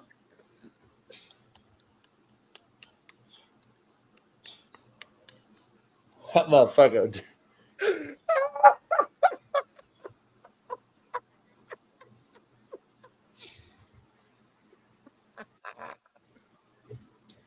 Anyway, man, we're gonna see you tomorrow. You watch porn though, don't you, TC? Dumbass. You watch porn, don't you? What does that make you, dumbass? Comment us out in the chat. Good show though, y'all. Been a great show. We had Braden Fahoko in here, Steve Kim. Talk all things, LSU, boxing. And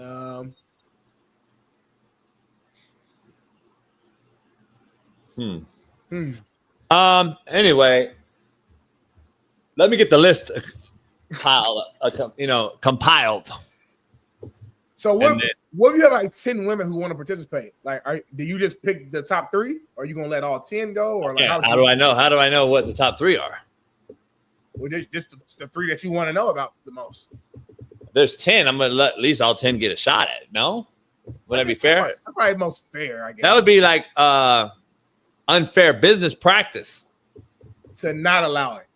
Yeah, that'd be bad on me. If I would let all 10 at least try. I'd be like, no, stop, or because all right. You could get in trouble for discrimination if you did not let all 10 do it. Brian Flores. Yeah, now I think about it. Okay. Lucy said she's gonna make the score sheet. Okay, so she's not participating. So she's gonna make the score sheet. Paris is gonna judge. We still need participants. So right now, why is Lucy not participating? Because she's only participating if there's a Birkin bag. And I don't know if you want to spend that type of money. Like, it ain't that deep. So a Birkin bag to the winner. That's what Lucy said. Like, that's the only way she'll participate. But are the people that don't win going to be mad, though, they didn't get a Birkin bag because they think they won? Well, you got to win. That's on you. You got to win. It's competition. But I'm the judge. Everybody don't get a trophy. But that's why you're blindfolded, so you can't show favoritism. You're just going off. That was my idea. It was my idea. Yeah. So you got Lucy, you got Jazzy Jazz, you got Jada. You got 3 right now. Chris. I don't think Chris said she's doing it. She told Lucy she is. Lucy, can you confirm with Chris in the Discord, yay or nay, so we can get the list going? And then this you got Paris watching. Like, there's a lot involved. What did Leah maybe Lauren still get in? Who? Leah's in. Did Leah ever Sabrina. Okay. Did Leah ever say she was in or no? Joy. Who? Shut up, motherfucker. What? I said I'm gonna be joyful, homie. Anyway, let's get back. It's Free Game Friday tomorrow. We'll see you tomorrow on the realest show on planet Earth, man. For Paris, Bailey, Whitlock and them, Outkick, ESPN. We'll see you tomorrow. Peace.